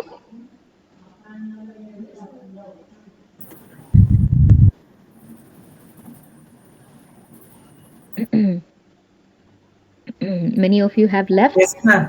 You can continue. Shiny, I'm having some throat problems. That's okay.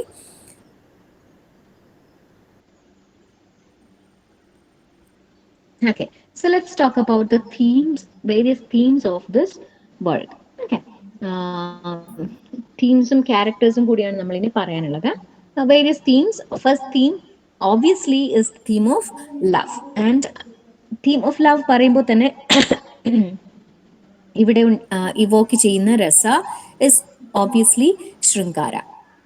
Sanskrit dramatic order അനുസരിച്ച് the rasa being evoked is shringara. And this rasa should be evoked only if there is the union of the lovers. That is Sambhoga. And Vipralamba, love in separation. അതായത് classical Sanskrit traditionല് Shringara can be evoked only if there is a union of the lovers, or love which happens when the lovers are united, and love which happens also when they are separated. അത് നമ്മൾ ഇതിൽ കാണുന്നുണ്ട്. അതായത് king Dushyanta and Shakuntala experiences love in their absence and in their presence as well. Okay. And also, the birth of Shakuntala itself is a proof of Gandharva marriage. And Gandharva rites happens when Gandharva marriages happens when the parents or the elders are not giving their consent for the marriage, or when they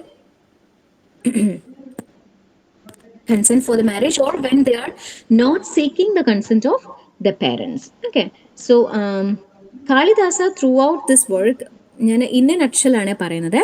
I am not എക്സ്പ്ലിക്കേറ്റിംഗ് ടെക്സ്റ്റിൽ കൊടുത്തിരിക്കുന്ന as such ഞാൻ explicate ചെയ്യുന്നില്ല. You just go through it, and if you come up with any kind of doubts, mark them out and ask me in the next class. Okay, അതായത് നമ്മൾ ഈ പറഞ്ഞു വന്നത് കാര്യങ്ങളൊക്കെ തന്നെയാണ്. അതുകൊണ്ട് ഞാൻ ഇൻ ഡീറ്റെയിൽ തീംസ് പറയുന്നില്ല, ഇൻ എ നട്ഷലാണ് പറയുന്നത്. ഓക്കെ.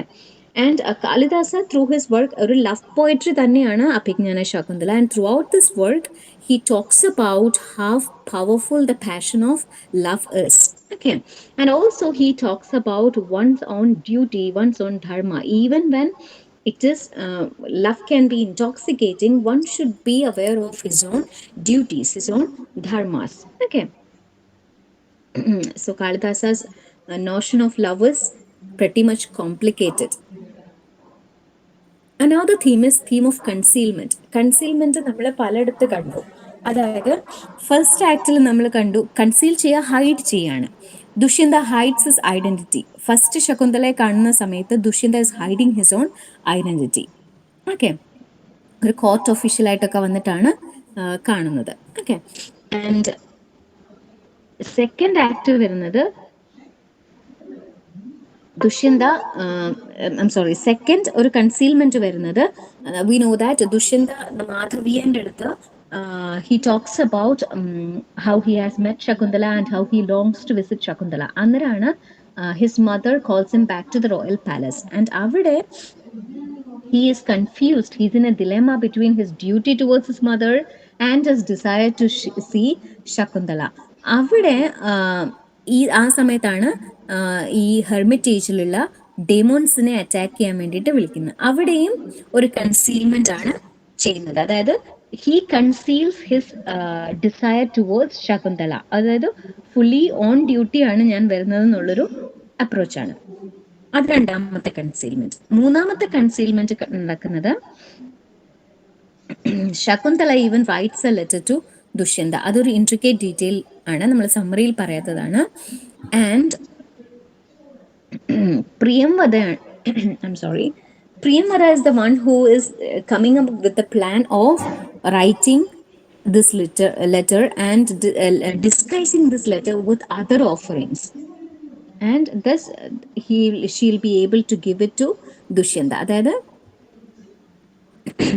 ഈ എന്താ ഓഫറിങ്സ് പോലെ ലെറ്റർ കൺസീൽ ചെയ്ത് ഹിഡൻ ആയിട്ട് കൊടുക്കാൻ വേണ്ടിയിട്ടുള്ളൊരു പ്ലാൻ. അപ്പൊ അതാണ് മൂന്നാമത്തെ കൺസീൽമെന്റ് നടക്കുന്നത്. And other concealments also happens throughout this play. അതായത് unknowingly അവള് evokes ദുർവാസ. അതൊരു കൺസീൽമെന്റ് ആണ്. അതും കൺസീൽമെന്റ് ആയിട്ടാണ് കാണപ്പെടുന്നത്. And it was her friends who pleads with Durvasa to get relieved of the curse. Okay. Final concealment നടക്കുന്നത് Mr Keshi. Who is Mr. Keshi? Is a friend of Menaka. നമ്മൾ final സമ്മറിയിൽ പറഞ്ഞാണ് Mr Keshi in fact hides herself to observe Dushyanta. Dushyanta അവിടെ repent ചെയ്യുന്നുണ്ടോ എന്നൊക്കെ observe ചെയ്യാൻ അവൾ hide ചെയ്തിട്ടാണ് നിൽക്കുന്നത്. ഓക്കെ, മിസ്റ്റർ കേശി ഫ്രണ്ട് ആണ് മേനക്കേന്റെ. മൂന്നാമത്തെ theme in fact it is a setting. ഹെർമിറ്റേജും കോർട്ടുമാണ് മേജർ സെറ്റിംഗ്സ്. ആൻഡ് ഈ ഹെർമിറ്റേജ് പോളാർ ആണ്. ഹെർമിറ്റേജ് എന്ന് പറയുന്നതും കോർട്ട് എന്ന് പറയുന്നതും ടു എക്സ്ട്രീംസ് ആണ്. Diametrically they occupies opposing spaces. Hermitage എന്ന് പറയുമ്പോൾ it's a very secluded, very pure, very divine, very sacred space. Whereas court എന്ന് പറയുന്നത് വെരി വേൾഡ്ലി ആണ്, എർത്ത്ലി ആയിട്ടുള്ള ഒരു space which is run by institutional rules and regulations. Social codes വെച്ച് run ചെയ്യുന്ന ഒരു എക്സ്ട്രീമില് ഒരു കോർട്ട്. ഓക്കെ, അപ്പോൾ king from the court gets falls in love with a girl from the hermitage. അത് ഒരു എന്താ കോൺട്രാസ്റ്റിംഗ് ആയിട്ടാണ് കാണിച്ചിരിക്കുന്നത്. I'm sorry. ഇനി അടുത്തൊരു യൂണിറ്റിൽ ക്യാരക്ടർ അനാലിസിസ് ആണ് കൊടുത്തിരിക്കുന്നത്. Shall we continue?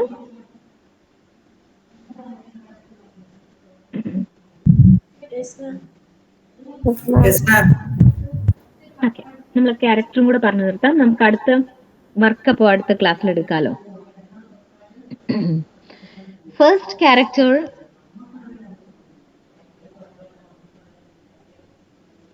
Is A സൂത്രധാർ. അത് നരേറ്റർ ആണ്. എല്ലാ നരേറ്റർ ആണ് എല്ലാ സാൻസ്ക്രിറ്റ് പ്ലേസിലും ഒരു ഇമ്പോർട്ടൻറ്റ് റോള് ഉള്ളത്. ഇവിടെ സൂത്രധാർ ഇസ് ദ ഡയറക്ടർ, അതായത് one who is having the plot, the thread of the story. He will be the one who will be introducing the play to the audience. And ഒരു narrator ആയിട്ട് നമുക്ക് ഈ സൂത്രധാരനെ കാണാൻ വേണ്ടിയിട്ട് പറ്റും. ആൻഡ്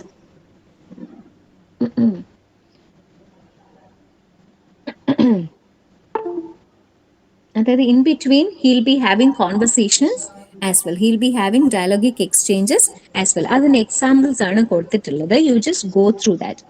ക്യാരക്ടേഴ്സ് ഞാൻ ഇന്ന നക്ഷൽ മാത്രമേ പറയുന്നുള്ളൂ, ഹിൻസ് മാത്രമേ പറയുന്നുള്ളൂ, കാരണം നമ്മൾ എക്സ്പ്ലിക്കേറ്റ് ചെയ്തതാണ്, സ്റ്റോറിയിൽ വരുന്നതാണല്ലോ. എന്തെങ്കിലും ഡൗട്ട് ഉണ്ടെങ്കിൽ നോട്ട് ഡൗൺ ചെയ്തിട്ട് നെക്സ്റ്റ് ക്ലാസ്സിൽ എന്നോട് ചോദിച്ചാൽ മതി കേട്ടോ. Next major character, we know that she is the protagonist or nayaki Shakuntala. And she was born of Vishwamitra and Menaka. ഇതൊക്കെ നമുക്ക് നിങ്ങളൊരു ക്യാരക്ടർ സ്കെച്ച് എക്സാമിന് ചോദിക്കുവാണെങ്കിൽ അല്ലെങ്കിൽ ഒരു അസൈൻമെന്റിൽ ചോദിക്കുവാണെങ്കിൽ first of all you have to introduce the play. ഏത് വർക്കിൽ വരുന്ന ക്യാരക്ടറാണെന്ന് ആദ്യം എഴുതുക. പിന്നീട് നമ്മൾക്ക് ഇതുപോലെയുള്ള ബേസിക് ഡീറ്റെയിൽസ് ഫർണിഷ് ചെയ്യുക. ഇതൊക്കെ നമുക്ക് അറിയാവുന്നതാണ്. മേനകയുടെയും വിശ്വാമിത്രയുടെയും മകളാണ്, കണ്വ വളർത്തുന്നതാണ്, ഗോമതിയുമായിട്ട് വളർത്തുന്നതാണ്, Dushyanta meets her and she is an exceptionally beautiful young lady. Okay, ശകുന്തളനെ ഒരു കാളിദാസ ഒരു ഫെമിനിൻ, ട്രഡീഷണൽ ഫെമിനിൻ ബ്യൂട്ടി ആയിട്ടാണ് ഡിസ്ക്രൈബ് ചെയ്തിരിക്കുന്നത്. And she is a young girl, very innocent girl. She is kept aside from the worldly mishappenings അതിൻ്റെ ഒരു വിസിറ്റ്യൂട്ട്സിൽ നിന്നൊക്കെ എവയായിട്ടൊരു സേക്രഡ് അറ്റ്മോസ്ഫിയറിൽ വളരുന്ന ഒരാളായിട്ടാണ് ശകുന്തളനെ പ്രസന്റ് ചെയ്തിരിക്കുന്നത്. And Dushyanta, who is the Nayak, protagonist, he belongs to the category of the upper caste. Okay, അവിടെ ഇവോക്ക് ചെയ്യുന്ന rasa is വീരരസ.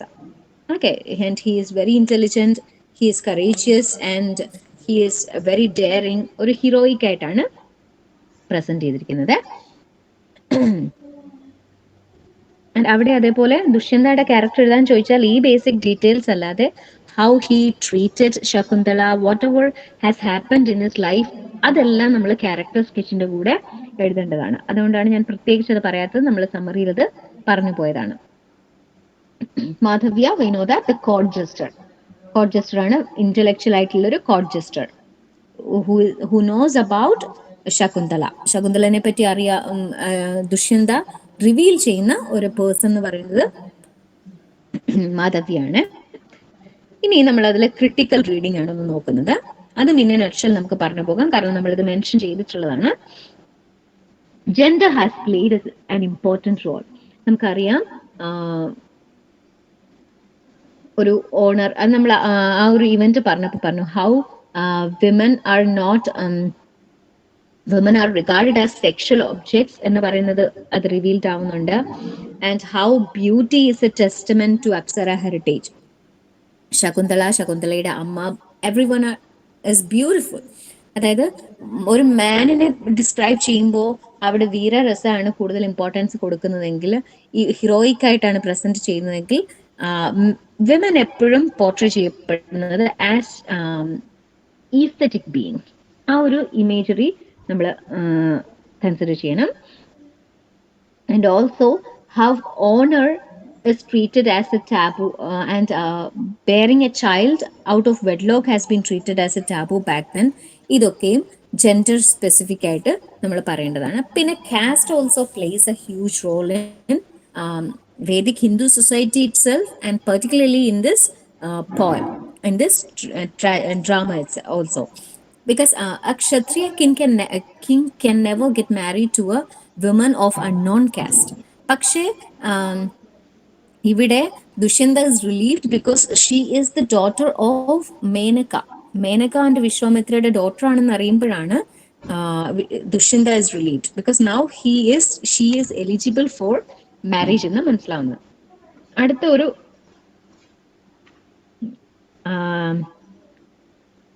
Critical point of വ്യൂവിൽ നമ്മൾ നോക്കുമ്പോൾ ഇറ്റ്സ് നോട്ട് ജസ്റ്റ് അബൌട്ട്, നമ്മൾ ഏർലിയർ പറഞ്ഞതാണ്, it's not just about the love relationship between a man and a woman, but rather of a king and a semi-divine woman.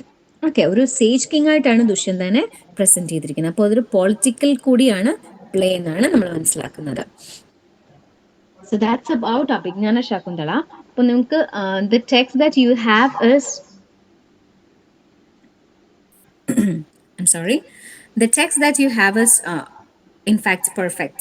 Like അതിൽ ആവശ്യത്തിലധികം എക്സ്പ്ലിക്കേറ്റഡ് ആയിട്ടുള്ള materials കൊടുത്തിട്ടുണ്ട്. പക്ഷേ when you go through Abhignana Shakuntala, you just have to look for other resources as well. How many of you belong to the Nirmalagiri as the regional center? എല്ലാവരും ഗ്രൂപ്പിലുള്ളവരാണോ? അതെ മാം. അതെ. Okay. ആണെങ്കിൽ I'll share my number with you. You just send me messages. അല്ലാത്തവരെ എനിക്ക് message അയക്കും. ഞാൻ link അയക്കാൻ, നിങ്ങളിത് ഗ്രൂപ്പിൽ ഷെയർ ചെയ്ത് വെച്ചാൽ മതി.